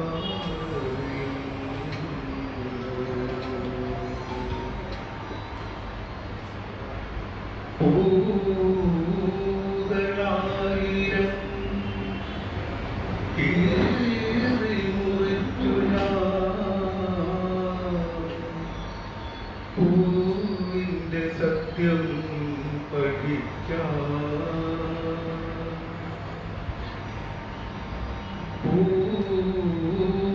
പൂവുകളായിരം കീറി മുറിച്ചു പൂവിൻ്റെ സത്യം പഠിക്കാം ഹൃദയങ്ങളായിരം കൊത്തി നുറുക്കിന ഹൃദയത്തിൻ തത്വം പഠിക്കാം ഭൂമി തൻ കന്യയെ കാട്ടിലെറിഞ്ഞു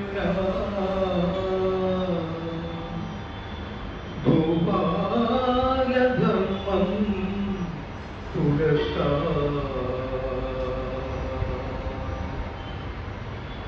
ഒരു 100 വിഗ്രഹം തച്ചു തകർത്തു ഞാൻ ഒരു പുതു വിഗ്രഹം തീർക്കാം 100 സഹോദരരെ കൊന്നു ഞാൻ 5 പേർ കുരുക്ഷേത്രം ജയിക്കാം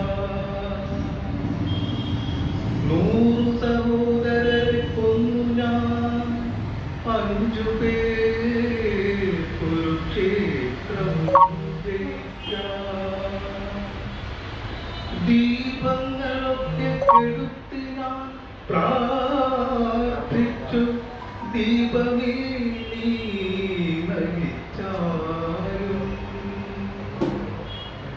ദീപങ്ങളൊക്കെ കെടുത്തി ഞാൻ പ്രാർത്ഥിച്ചു ദീപമേ നീ നയിച്ചാലും ഈ യുഗത്തിൻ ഇതിഹാസത്തിലുണ്ടെന്റെ ഈ വീരസാഹസ ചിത്രം ഒരു തത്വശാസ്ത്രത്തിൽ കൈനട്ടു ഞാൻ എന്നും പിഴുതു നോക്കുന്നു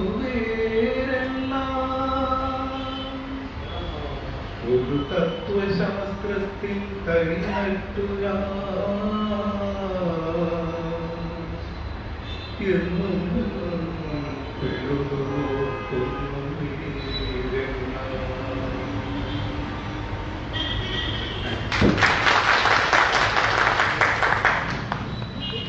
അടുത്ത് നിങ്ങൾക്ക് സുപരിചിതനായ നടനും സംവിധായകനുമായ ശ്രീ ബാജുക്കുട്ടൻ.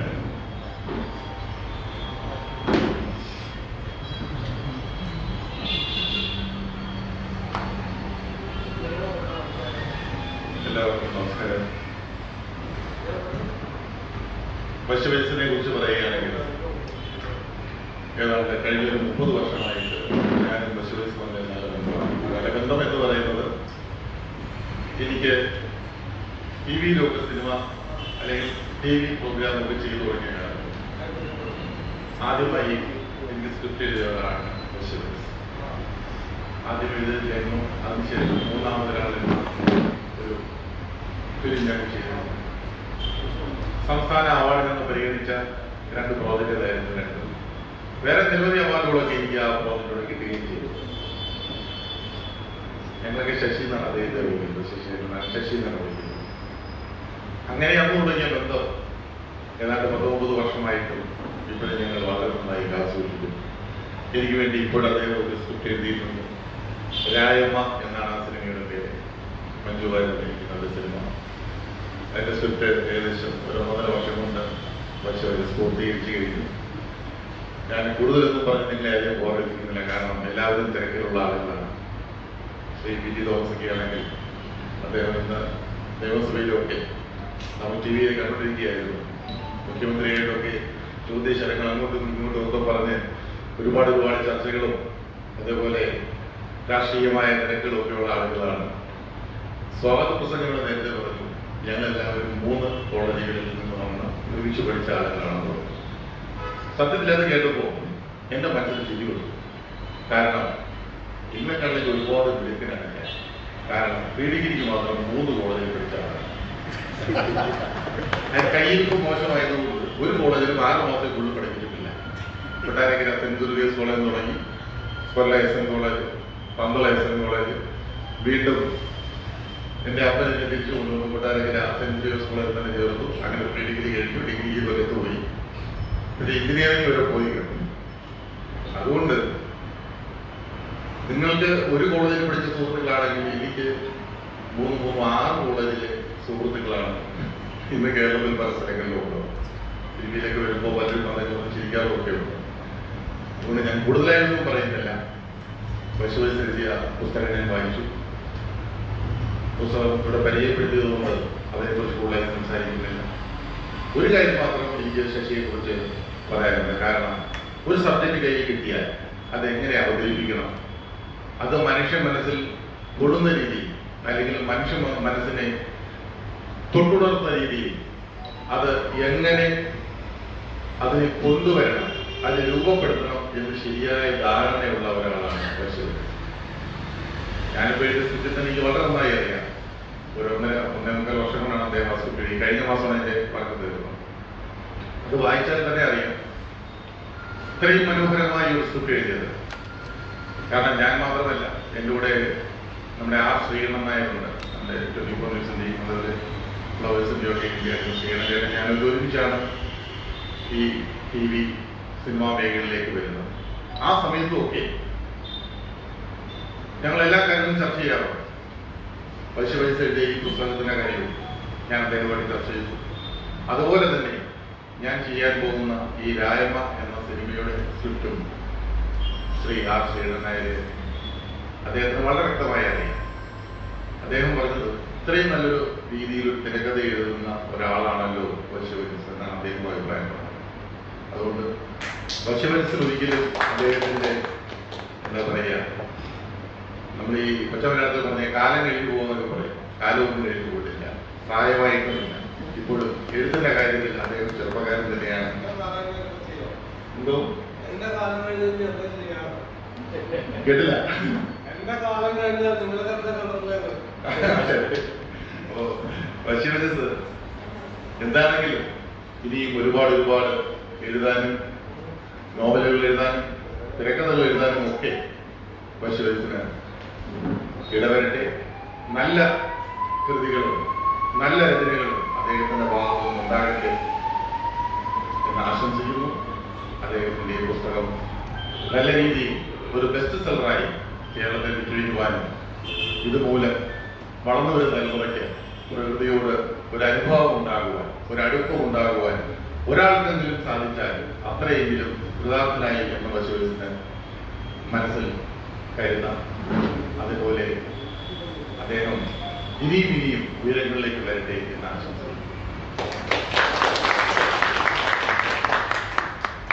ശ്രീ രാജ ജി രാജഗോപാൽ, അദ്ദേഹം നടനും സംസാരം.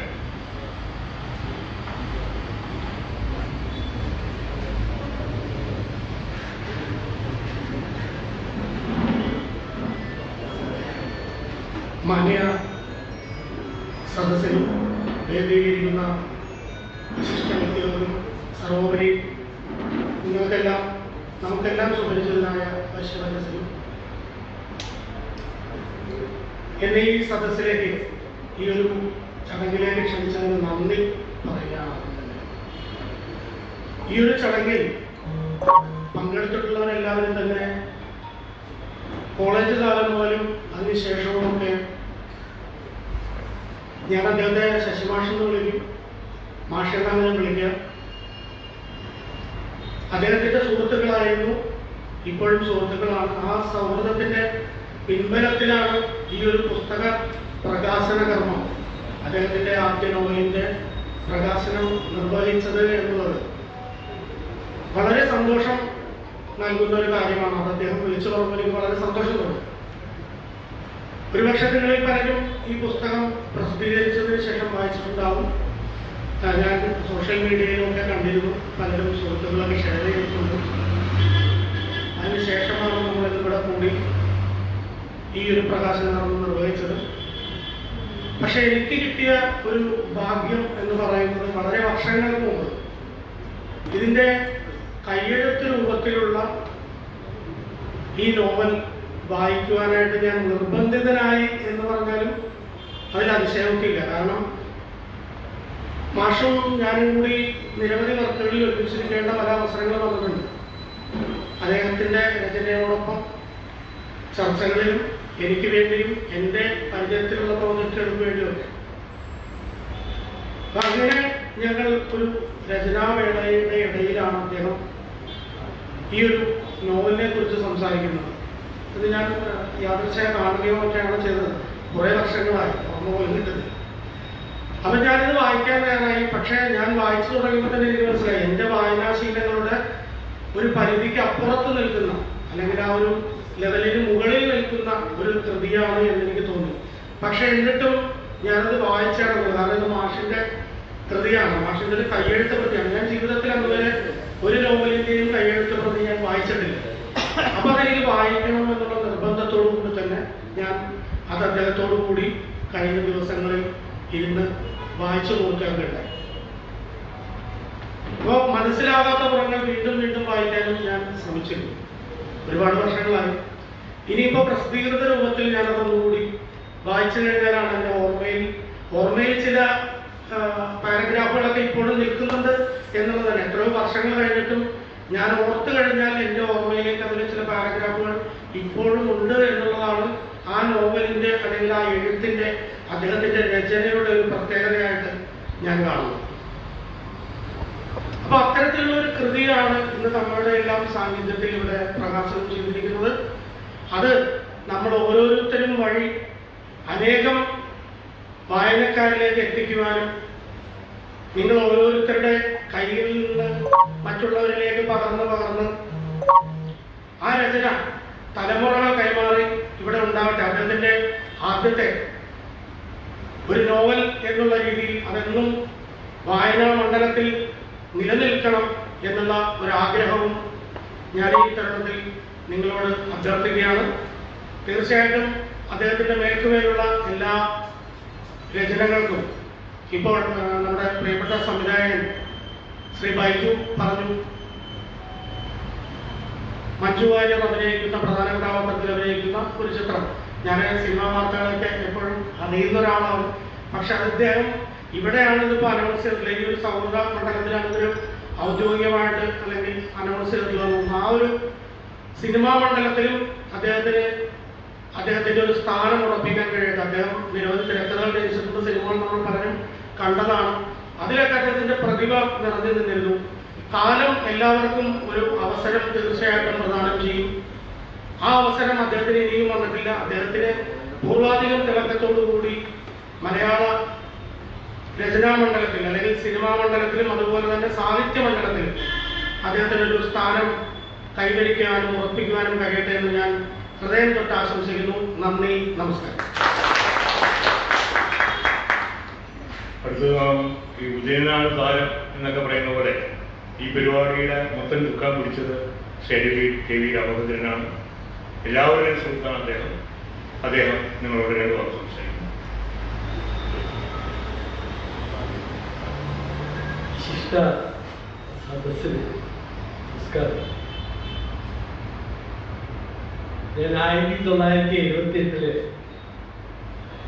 USSR കമ്മ്യൂണിസ്റ്റ് സാഹിത്യം ഇന്ത്യയുടെ പ്രതിനിധികളെ ആകട്ടെ കമ്മ്യൂണിസ്റ്റ് ലിറ്ററേച്ചർ ഉടുപ്പി ലോ കോളേജിലെ ലൈബ്രറിയിൽ പോയി ലൈബ്രറിയിലെ കണ്ട് പ്രചരിപ്പിക്കാനായി ചെന്നത്. വളരെ ആർച്ചീവമായിട്ട് എൻ്റെ CEO സാജൻ മങ്ങാരിയെ കാണുന്നു. അദ്ദേഹമായി സംസാരിച്ച് തുടർന്ന് ഉടുപ്പി ലോ കോളേജിൽ ചേരാനായിട്ട് വരും. അന്ന് മുതൽ ഇന്നേ വരെ ഞങ്ങളുടെ ആത്മസൗഹൃദം നിലനിന്ന് പോകുന്നതാണ്.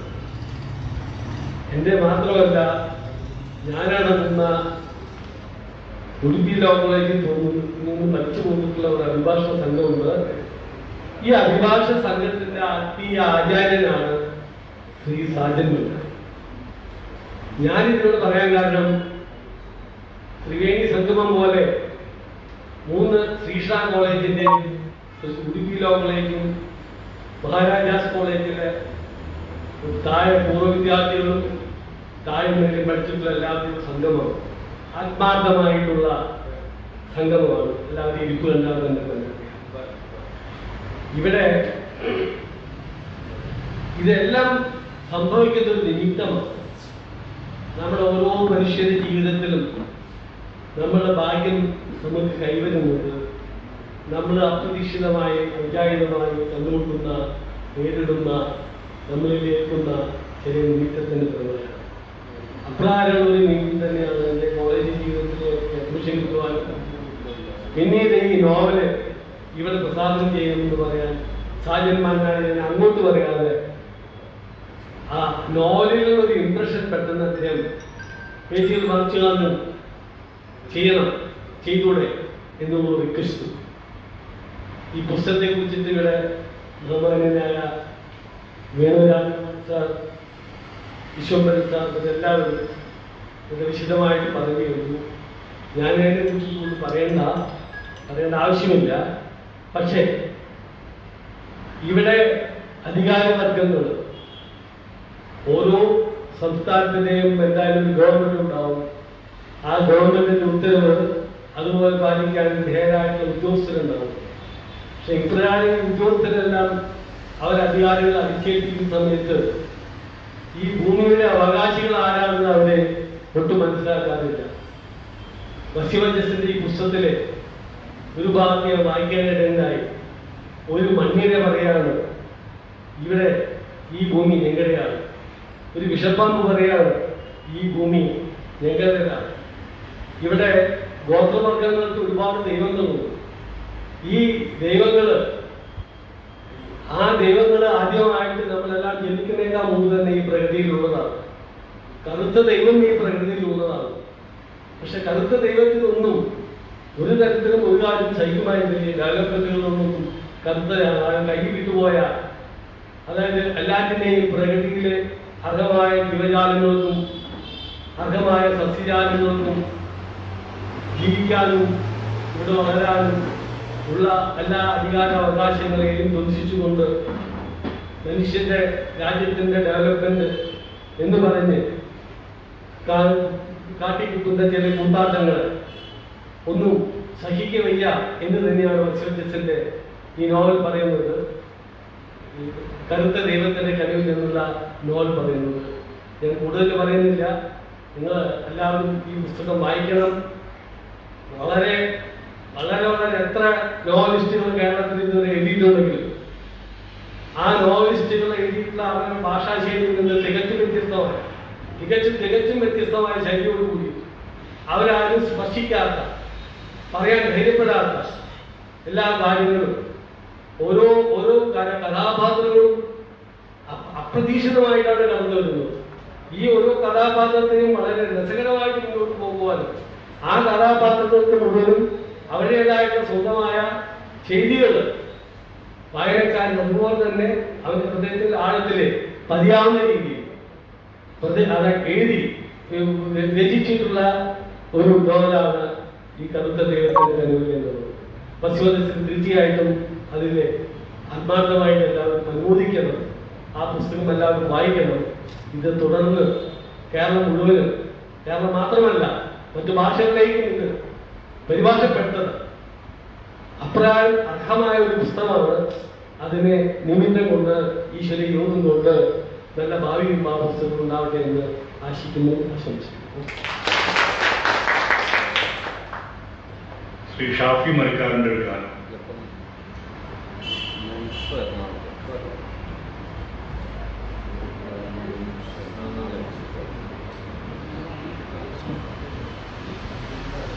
വേദിയിലെ ഈശ്വരായ അംഗങ്ങളെ,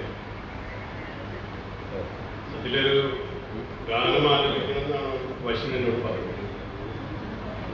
പക്ഷെ ഞാൻ ഇന്നലെ ഞാൻ പറഞ്ഞു, കാരണം വശ്യന്റെ മറ്റു കഴിവുകളെ പറ്റി നമുക്ക് പറയാം. വശ്യൻ ഇപ്പോൾ നോവൽ പ്രസിദ്ധീകരിച്ചു. കൂടാതെ അദ്ദേഹം അനേകം തിരക്കഥകൾ എഴുതിയിട്ടുണ്ട്.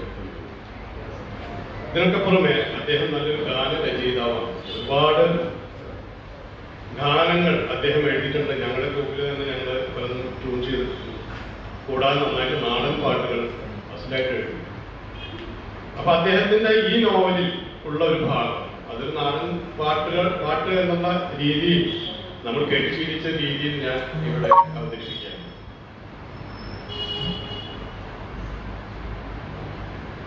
നാട്ടം കൊണ്ടോർക്കൊക്കെ മുണ്ടാട്ടം മുട്ടിയേ, മുണ്ടാട്ടം മുട്ടിയോലെ നൊകത്തി കെട്ടിയരുക്കളാക്കിയേ. നാട്ടം കൊണ്ടോർക്കൊക്കെ മുണ്ടാട്ടം മുട്ടിയേ, മുണ്ടാട്ടം മുട്ടിയോലെ നൊകത്തി കെട്ടിയരുക്കളാക്കിയേ. മനുഷ്യന്റെ കൊൽവെല്ല് പറിച്ച് മടുവാക്കി കാട് വെട്ടേ, പിന്നെ കാട് വിഴുങ്ങിയിട്ട് നാട്ടിച്ച് നടന്ന്. നാട്ടം കൊണ്ടപ്പോ തീക്കുരുവികളെ നിറങ്കട്ടെ, മയിലും കൊരങ്ങാനും രസായന പണിയില് നാണംകെട്ട കുഴമ്പ് പരുവത്തി കിടക്കാൻ തുടങ്ങി. ചിറക് മുറ്റാത്ത വേഴാമ്പല് കുരുന്നോളെ അവരുടെ കുട്ടികളിട്ട് തട്ടിക്കടിച്ച്, എന്നിട്ട് പച്ചക്ക് തിന്ന് ഞാള് ആദിവാസിയോടും ഒരു കാട്ടാളരുമായി. എന്നിട്ടവര് തന്റെ തള്ളം കെട്ട മാന്യന്മാരായി ഞെടിഞ്ഞു നടന്ന് സർക്കാർ അവരുടെ പെണ്ണുങ്ങളെ നാളെ തുണി കഴുകിക്കൊടുത്ത് കൂട്ടിക്കൊടുപ്പിനും കേടിനും ഒത്താശ ചെയ്ത്. ഒടുവിലെന്തായേ അതറിയാൻ ഞങ്ങൾക്ക് ചിന്ത പോയതോ, കണ്ണും മേലെ ചിരിയൊത്ത വെട്ടം പോയല്ലോ, ഇടനെഞ്ചി തുടിയൊത്ത താളം പോയല്ലോ, കരളിലെ തേനൊത്ത കനിവ് പോയല്ലോ. എന്നാലും കേട്ടോളി കെട്ട വാക്ക് കൊണ്ട് പറയാണ്, ഒടിഞ്ഞ താളം കൊണ്ട് ചൊല്ലാണ്. ഇരുണ്ട വെട്ടം കൊണ്ട് കാണാണ്, അഴിഞ്ഞ കനിവ് കൊണ്ട് കേഴാണ്.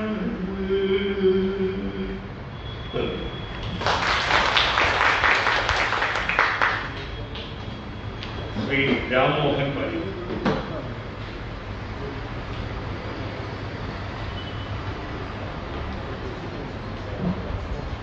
നിങ്ങൾ കുറച്ചുപേരൊക്കെ വായിക്കുന്നവരുണ്ടാവും ഞാൻ വിചാരിക്കട്ടെ. ഈ വായനയുടെ ഒരു വളർച്ചയിൽ നിങ്ങൾ എന്തെങ്കിലും ആലോചിച്ചിട്ടുണ്ടാവും. മലയാളത്തിലെ ഏറ്റവും വലിയ റൈറ്റർ ആരാണ്? മലയാളത്തിൽ സ്ഥിരമായിട്ട് വായിക്കുന്ന എല്ലാവരും ചിലപ്പോൾ ഏത് ഭാഷയിൽ വായിക്കുന്നവരും വലിയ റൈറ്റർമാരെ നമ്മൾ അനുഭവിക്കും. മലയാളത്തിലെ ഏറ്റവും വലിയ റൈറ്റർ ആരാണ്? ഈയിടെ വീണ്ടും വായിച്ച KPFന്റെ ആത്മകഥയിൽ തനിച്ചിരിക്കുമ്പോൾ ഓർമ്മിക്കുന്നത് എന്ന വാരാജപ്പെട്ട ആളാണ് KPFന്റെ തനിച്ചിരിക്കുമ്പോൾ ഓർമ്മിക്കുന്നത് എന്ന ആത്മകഥയിൽ ഈ വലിയ ചോദ്യമുണ്ട്. മലയാളത്തിലെ വലിയ വ്യക്തികാരനായിരുന്നില്ല, എന്റെ മനസ്സിൽ തന്നെ ഉണ്ടായിരുന്ന അതേ ചോദ്യങ്ങളാണ് അത് വേണ്ടത്. മലയാളത്തിലെ വലിയ എഴുത്തുകാരൻ ആരാണ്? CB രാമപിള്ളയാണോ, കുമാരനാശാനാണോ? വേറൊരു ചോദ്യമില്ല. ശരിക്കും എനിക്ക് തോന്നുന്നു വായിച്ചു വരുമ്പോൾ മലയാളത്തിൽ നമ്മൾ സമ്പൂർണ്ണമായിട്ട് വായിച്ചു വരുമ്പോൾ ഒരുപക്ഷെ എഴുത്തച്ഛൻ വരുമായിരിക്കും. എന്നാലും കുമാരനാശാനാണോ CB രാമപിള്ളയാണോ വലിയ എഴുത്തുകാരനോ? വലിയ എഴുത്തുകാരൻ ചോദ്യം. അപ്പോ KPFൻ അർത്ഥസംഖ്യക്കിടയിലാണ് പറയുന്നത് CB രാമപിള്ളയാണ് വലിയ റൈറ്റർ. CB രാമപിള്ള വായിച്ചവരെ എത്ര പേരുണ്ടെന്ന് ഞാൻ തന്നെ ചെറുപ്പം മുതലേ വായനാശീലമുണ്ടായിരുന്നത് പോലും പേടിച്ച് വായിക്കാൻ പറ്റാതെ വളരെ സമീപകാലത്താണ് അദ്ദേഹത്തിന്റെ പുസ്തകം വായിച്ചത്. അപ്പോൾ സ്ഥിരമായി വായനാശീലം ഇല്ലാത്തവർക്ക് പ്രവേശിക്കാൻ പറ്റാത്ത ഒരു എഴുത്തുകാരനാണ് CB രാമപിള്ള. പശ്ചിമജസിന്റെ ഈ പുസ്തകം വായിച്ചപ്പോൾ ഒരു എഴുത്തുകാരന്റെ ആദ്യത്തെ പുസ്തകമാണെന്ന് ഒരിക്കലും തോന്നിയില്ലേ. എന്ന് മാത്രമല്ല സി വി രാമൻപിള്ളയൊക്കെ കാണപ്പെടുന്ന പോലെ ഒരു ദുർഗം പോലെ ഒരു കാസൽ പോലെ നമ്മളെ വെല്ലുവിളിക്കുന്ന ഒരു എന്താ പറയുക ഇതിവൃത്തം. അപ്പൊ ഇതിൽ തന്നെ പറയുന്നുണ്ട് ഇതൊരു പഴയ സാധനമാണ്, ഈ നോവൽ പുതിയതൊന്നും തന്നെ പറയുന്നില്ല എന്നൊക്കെ.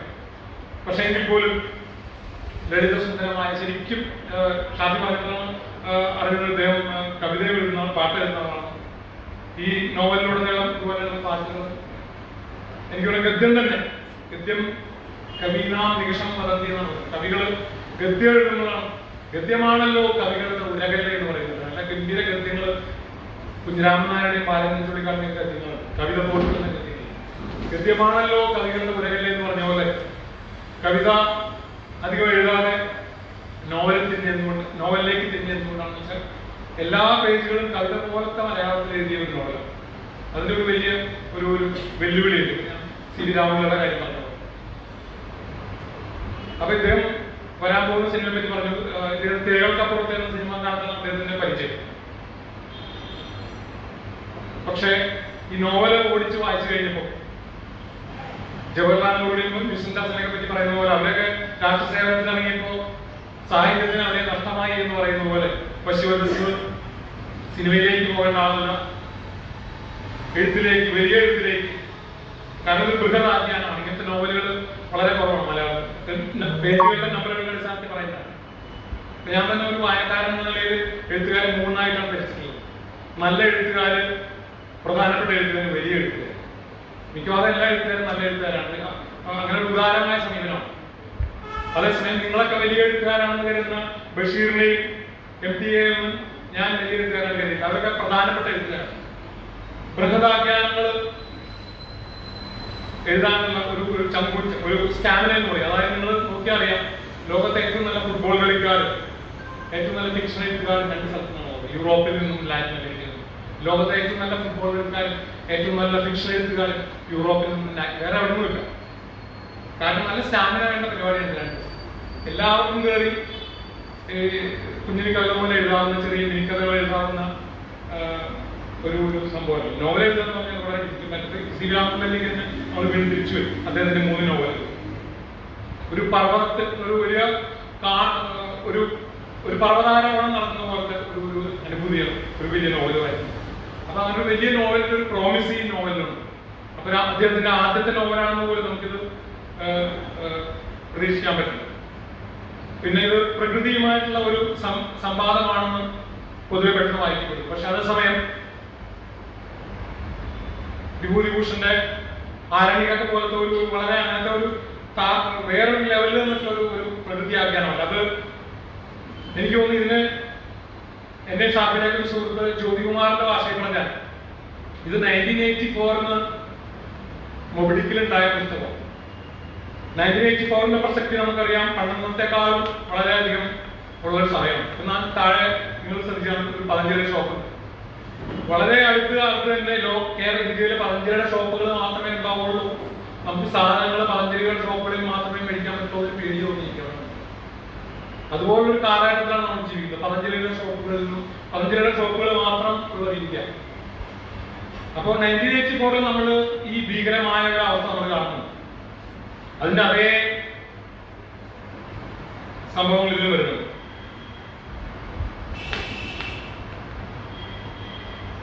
ഇപ്പോൾ തന്നെ ഒരു പൊതു ജീവവായുവിന് $2000 വില. നാളെ അത് ഇരട്ടിയാകും.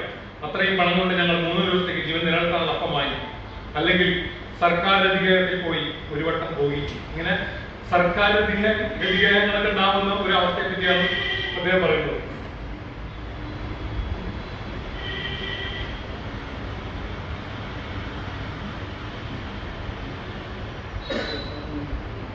അന്തർദേശീയ ലഘുഭാഷയിലാണ് സംസാരിക്കുന്നത്.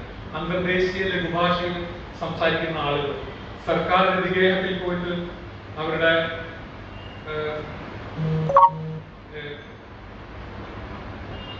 കാമനകൾ തീർക്കാൻ വേണ്ടി പോകുന്നുണ്ട്. അപ്പൊ അങ്ങനെ ഒരു വളരെ ഭീതിതമായ ഒരവസ്ഥയാണ്. അതേസമയം മൊബിഡിക്കിൽ നമ്മൾ വായിച്ച പ്രകൃതിയെ അധികമായി വളരെ അമിതമായി ചൂഷണം ചെയ്തതിന്റെ ഒരു ഭീതിതമായ അന്തരീക്ഷം അതിന്റെ ഒരു അവസാനം എന്താണ് സംഭവിക്കുന്നത്, അല്ലെങ്കിൽ ഓൾഡ് മാൻ ആൻഡ് സ്റ്റീലൊക്കെ കാണുന്ന പോലത്തെ. അപ്പോ നോവൽ എഴുതാൻ വേണ്ടി ജനിച്ച ഒരാളാണെന്ന് എനിക്ക് തോന്നുന്നു. മൊബിഡിക്കിന്റെയും 1984ന്റെയും അല്ലെങ്കിൽ നമ്മൾ വാഗനിൽ കാണുന്ന നോവൽ അല്ലെങ്കിൽ പോലും ഇതുപോലെ പ്രകൃതിയുമായിട്ടുള്ള ഇണങ്ങി ജീവിക്കുന്ന ഒരു വാഗനൊക്കെ കാണുന്ന ഒരു വലിയ പ്രോമിസ് ഈ നോവൽ വെക്കുന്നുണ്ട്. അപ്പൊ ഇദ്ദേഹത്തിൽ നിന്ന് ഇനിയും ഈ നോവലിന്റെ ആശംസക്കാൾ ഉപരിയായിട്ട് ഇദ്ദേഹത്തിൽ നിന്ന് ഇനിയും ഇതിലും വലിയ പ്രകൃതാഖ്യാനങ്ങൾ ഉണ്ടാവുമെന്ന് ഞാൻ പ്രതീക്ഷിക്കുകയാണ്. അപ്പൊ സാധാരണ ആശംസ പ്രകാശനത്തോടനുബന്ധിച്ചുള്ള ആശംസ പറയുന്നത് നിങ്ങളെല്ലാവരും വായിക്കണമെന്നുള്ളതാണ് പറയുന്നത്. പക്ഷേ എനിക്ക് സംശയമുണ്ടെന്ന് എല്ലാവർക്കും വായിക്കാൻ പറ്റുള്ളൂ. കാരണം ഇത് വെല്ലുവിളി ഉയർത്തുന്ന പുസ്തകമാണ്. അത് തന്നെയാണ് ഈ പുസ്തകത്തിന്റെ വിജയം. മലയാള നോവൽ ഇപ്പോൾ വലിയ ഒരു വസന്തകാലത്തിലാണ്. മീശയും അതുപോലെ കുറ്റും ഒരുപാട് നോവലുകൾ, എനിക്ക് തോന്നുന്നു ടി പി രാജുകളൊക്കെ തുടങ്ങി വെച്ച പുതിയ നോവൽ അധിക കവി എന്നതിനേക്കാൾ വലിയതായിട്ട് ഉയർന്ന അദ്ദേഹം നമ്മുടെ നോവൽ രംഗത്തേക്ക് വന്നു. അങ്ങനെ മലയാള നോവൽ ഒരുപക്ഷെ ആധുനികർക്ക് ശേഷമുള്ള ഒരു ഗ്യാപ്പിൽ കൊച്ചുവായ പോലുള്ള നോവലിസ്റ്റുകൾക്ക്, പക്ഷെ അതെല്ലാം ഇതുപോലുള്ള ബൃഹദാഖ്യാനങ്ങൾ രചിക്കാൻ പരാജയപ്പെട്ടപ്പോൾ എനിക്ക് തോന്നുന്നു മീശ പോലുള്ള ലോകോത്തര നോവൽ, അതിഗംഭീരമായ നോവലാണ് മീശ. അതുപോലുള്ള നോവലുകളിലേക്ക് നമ്മുടെ ഭാഷ വീണ്ടും വരുന്നതിന്റെ അതിന്റെ ഒരു നെടുനായകനാകാൻ നാളെ വശ്യവചസ്സിന് സാധിക്കും എന്ന് ഞാൻ പ്രതീക്ഷിക്കുകയാണ്. നമസ്കാരം. വശ്യമായ വചസ്സുള്ളവൻ, അതിന് വശ്യവചസ് എന്ന് പറയുന്നത് സന്യാസി എന്നുള്ള അർത്ഥമാണ്. സന്യാസി എന്നാൽ സത്യം വിളിച്ചു പറയുന്നത്. അങ്ങനെയുള്ള വശ്യവചസ്സിനെ പ്രതിസ്പന്ദനത്തിനായി ഞാൻ ക്ഷണിക്കുന്നു.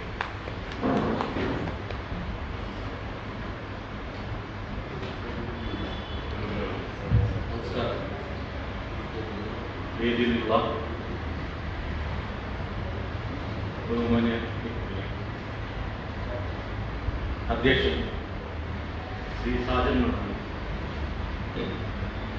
ശ്രീ അഡ്വക്കേറ്റ് സാജൻ മണ്ണാളിയാണ് യഥാർത്ഥത്തിൽ ഇവിടെ എറണാകുളത്ത് വെച്ച് ഇങ്ങനെ ഒരു പുസ്തക പ്രസാദന ചടങ്ങ് നടത്താം എന്ന നിർദ്ദേശം മുന്നോട്ട് വെച്ചു.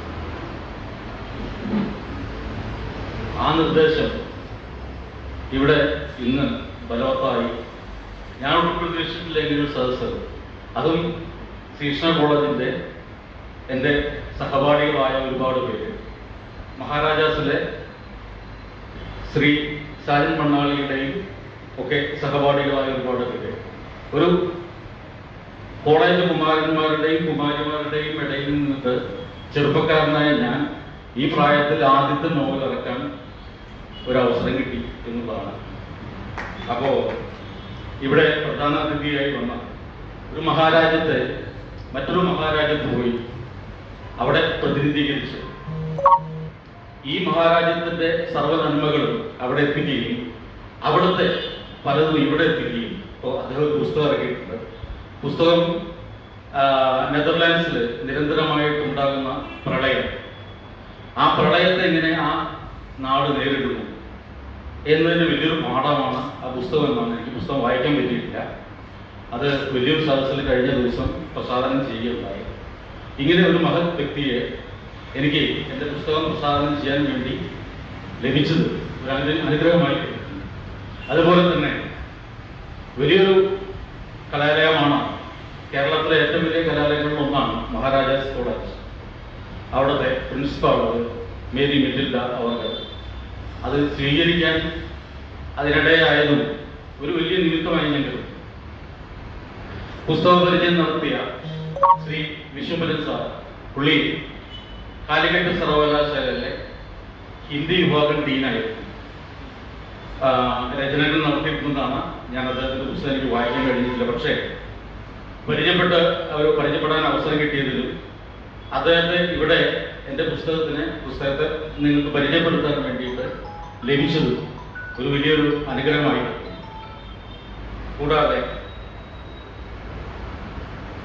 ആദ്യം അതിമനോഹരമായ ഒരു ഗാനം ആരംഭിച്ചിട്ടുണ്ട്.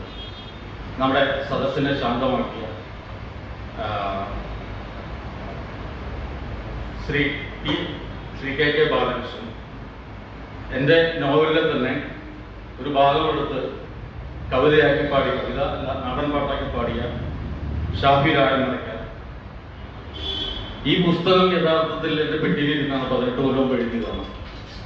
ഈ പുസ്തകം ആദ്യം ഇത് നല്ല പുസ്തകമാണെന്ന് എന്നോട് പറഞ്ഞ് എന്നെ തന്നെ ബോധ്യപ്പെടുത്തിയത് ജോസ് ഫൈസർ എന്നുണ്ട്. അദ്ദേഹം കഴിഞ്ഞ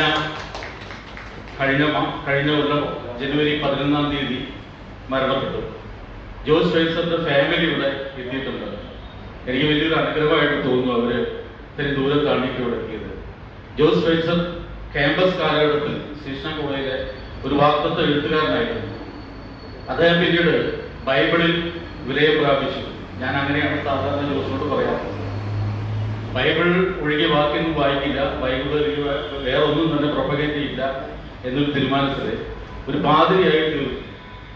എങ്കിലും അവശനായി രോഗബാധിതനായി തിരിച്ചു വന്നപ്പോൾ വല്ലാത്ത ഒരു പ്രതീക്ഷ ഉണ്ടായിരുന്നു. കാരണം ഇദ്ദേഹം ഇനി എഴുത്തിലേക്ക് വരുന്നു. പക്ഷെ എൻ്റെ പുസ്തകം പ്രൊമോട്ട് ചെയ്തായിരുന്നു ഇദ്ദേഹത്തിൻ്റെ ജോലി. വായിച്ചിട്ട് വളരെ നല്ല പുസ്തകമാണെന്ന് എല്ലാവരും പറഞ്ഞു നടന്നത്. ഇതെങ്ങനെയെങ്കിലും പ്രസിദ്ധീകരിക്കണമെന്ന് എന്നേക്കാൾ ആഗ്രഹിച്ച് ജോസ് ഫൈസറാണ്. അദ്ദേഹത്തിൻ്റെ സ്മരണയ്ക്ക് മുമ്പിൽ എപ്പോഴും നിരുദ്ധകണ്ഠനായിട്ട് എന്തെങ്കിലും പറയാൻ പറ്റുള്ളൂ. അപ്പോൾ അതാണ് ആദ്യത്തെ നിമിത്തം. പിന്നീട് ഒരു ദിവസം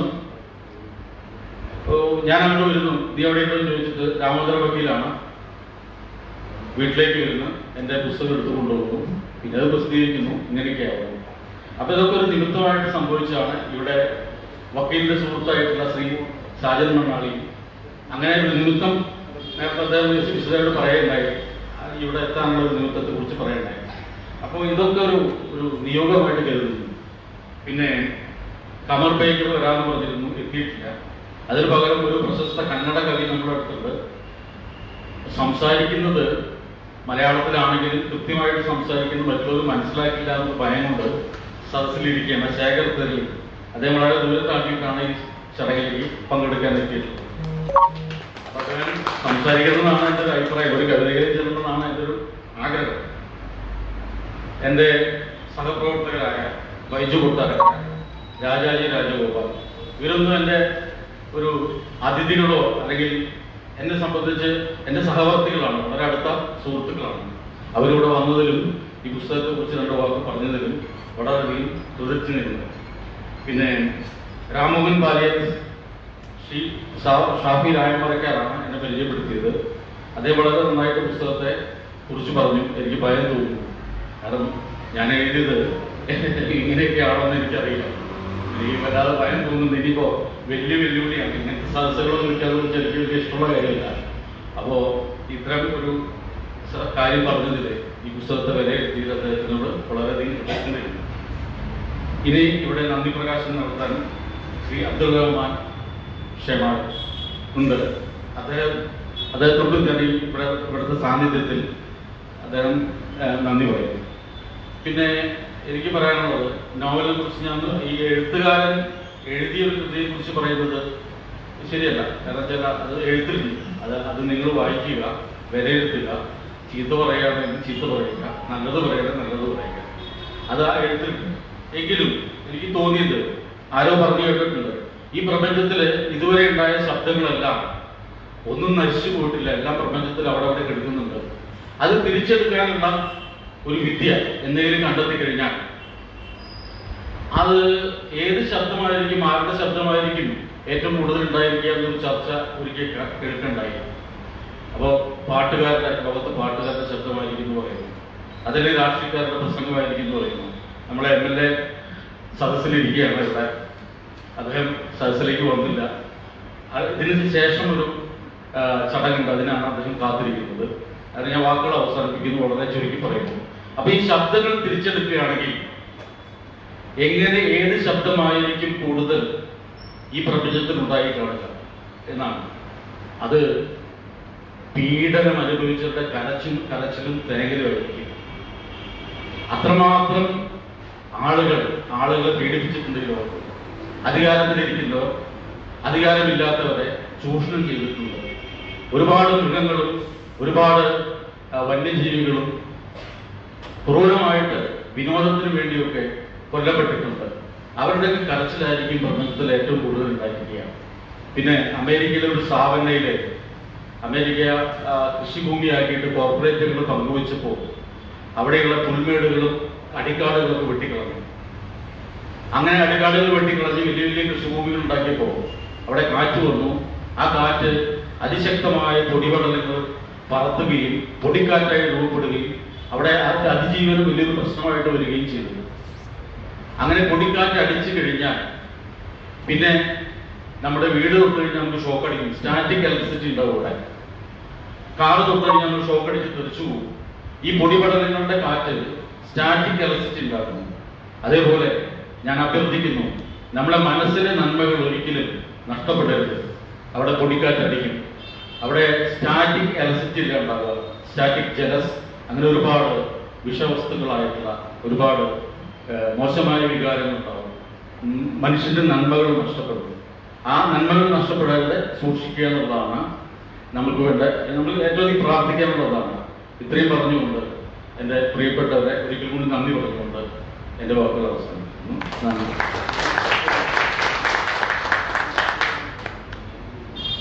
ശ്രീ ബഷീർ കറുത്ത ദൈവത്തിൻ്റെ കരിവ് എന്ന പുസ്തകം അവിടെ പുറത്ത് വെച്ചിട്ടുണ്ട്.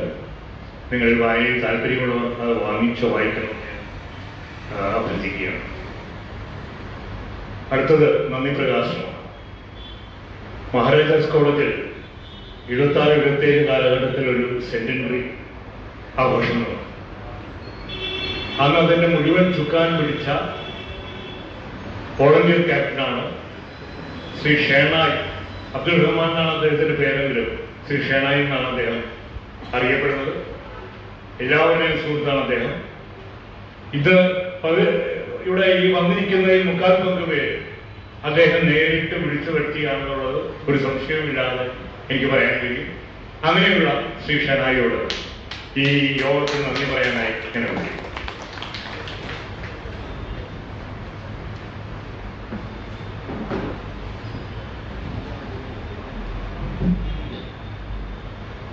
നന്ദി, കൃതജ്ഞത പറയുക എന്നുള്ളതാണ്. എങ്ങനെ കൃതജ്ഞത ചൊല്ലേണ്ടു എന്നുള്ളതാണ്. നമ്മുടെ കഥാകൃത്ത്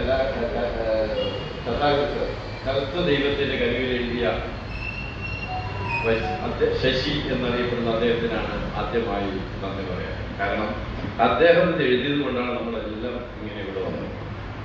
ഞാൻ തിരുവനന്തപുരത്ത് നിന്ന് വരികയാണ്. പി ടി തോമസ് അസംബ്ലിയിൽ നിന്ന് ഉച്ചയ്ക്കും കുറ്റിയും പറിച്ചു വരികയാണ്. അപ്പൊ ഇതൊക്കെ എന്തുകൊണ്ടാണ് ഈ കഥ ഇവിടെ അവതരിപ്പിക്കാൻ വേണ്ടി അദ്ദേഹം കാണിച്ച ചുക്കാട്ടി, അതിനെ കുടപിടിച്ചയാൾക്കാം. അതേപോലെ വേണു നെതർലൻഡിൽ വന്ന് ഇവിടെ റെസ്റ്റ് എടുക്കുമ്പോഴും അത് ഉദ്ഘാടനം ചെയ്യണം എന്ന് അല്ലെങ്കിൽ പുസ്തകം പ്രകാശനം ചെയ്യാൻ വേണ്ടി എത്തിയതും അദ്ദേഹത്തിന്റെ ഒരൊറ്റ കാര്യങ്ങൾ. അപ്പൊ ഇന്ന് ഈ സദസ്സ് തന്നെ നിറഞ്ഞു നിൽക്കുന്നത് ഈ കഥാകൃത്തിന് വേണ്ടി. ഡോക്ടർ മേരി മെറ്റിൽഡ, അദ്ദേഹത്തെ അവരെ ചെറുതായിട്ട് കാണാൻ പാടില്ല. 9 PG ഡിഗ്രിയുള്ള കക്ഷിയാണ്. അദ്ദേഹത്തിന്റെ ആ പുസ്തകം സ്വീകരിക്കാൻ ഏറ്റവും യോഗ്യയായ ഒരു വ്യക്തിയാണ്. ഡിഗ്രി മാത്രമല്ല, LLB ഉൾപ്പെടെ മറ്റ് 3-4 ഡിഗ്രി വേറെ കൂടിയുണ്ട്. മറ്റത് പോസ്റ്റ് ഗ്രാജുവേറ്റ് ഡിഗ്രിയാണ്. മൈനസ് കോളേജ് പ്രിൻസിപ്പൾ ആയിരുന്നു, വൈസ് പ്രിൻസിപ്പൾ ആയിരുന്നു, എന്ത് വേണ്ട. 78-77 മുതൽ മൈനസ് കോളേജിലെ ഒരു പ്രോഡക്റ്റാണ്. ഈ കേരളത്തിൽ മുഴുവൻ അങ്ങോളം നടന്ന IAS ഉൾപ്പെടെയുള്ളവർക്ക് നന്മ പകർന്നു കൊടുക്കുന്ന കരിയർ ഗൈഡൻസ്, പേഴ്സണാലിറ്റി ഡെവലപ്മെന്റ്, അങ്ങനെയുള്ള ഒരു വ്യക്തി ഈ പുസ്തകം സ്വീകരിച്ചിരിക്കുന്നു. നമ്മൾ അംഗീകരിക്കുന്ന ഒരു കാര്യമാണ്. അതുകൊണ്ടാണ് ഞാൻ ചോദിച്ചത് എങ്ങനെയാണ് ഞാൻ നന്ദി പറയുക എന്നുള്ളത്. അതേപോലെ ഇവിടെ പാട്ടുപാടിയവർ ബാലകൃഷ്ണൻ, നമ്മുടെ അധ്യക്ഷനായിരിക്കുന്ന ശ്രീ സാജമണ്ണാളി, ഇവിടെ ഇരിക്കുന്ന വ്യക്തിത്വങ്ങൾ ചെറിയ വ്യക്തിത്വങ്ങളൊന്നുമല്ല, ഓരോന്നും ഓരോ പുഷ്പങ്ങളാണ്. അപ്പൊ എല്ലാവരുടെയും സൗഗന്ധ്യവും സുഗന്ധവും പരിമളവും ശക്തിയും ഊർജവും കഴിവും കാഴ്ചശക്തിയും ബോധശക്തിയും എല്ലാം ഉൾക്കൊള്ളുന്ന ഈ പുസ്തകത്തിന് നമ്മൾ കഴിവുറ്റ ഒരു അംഗീകാരം നൽകണമെന്നും ഇവിടെ എത്തിയ എല്ലാവർക്കും കൃതജ്ഞത രേഖപ്പെടുത്തുക, നന്ദി രേഖപ്പെടുത്തുക ഞാൻ നിർത്തുന്നു. നന്ദി, നമസ്കാരം.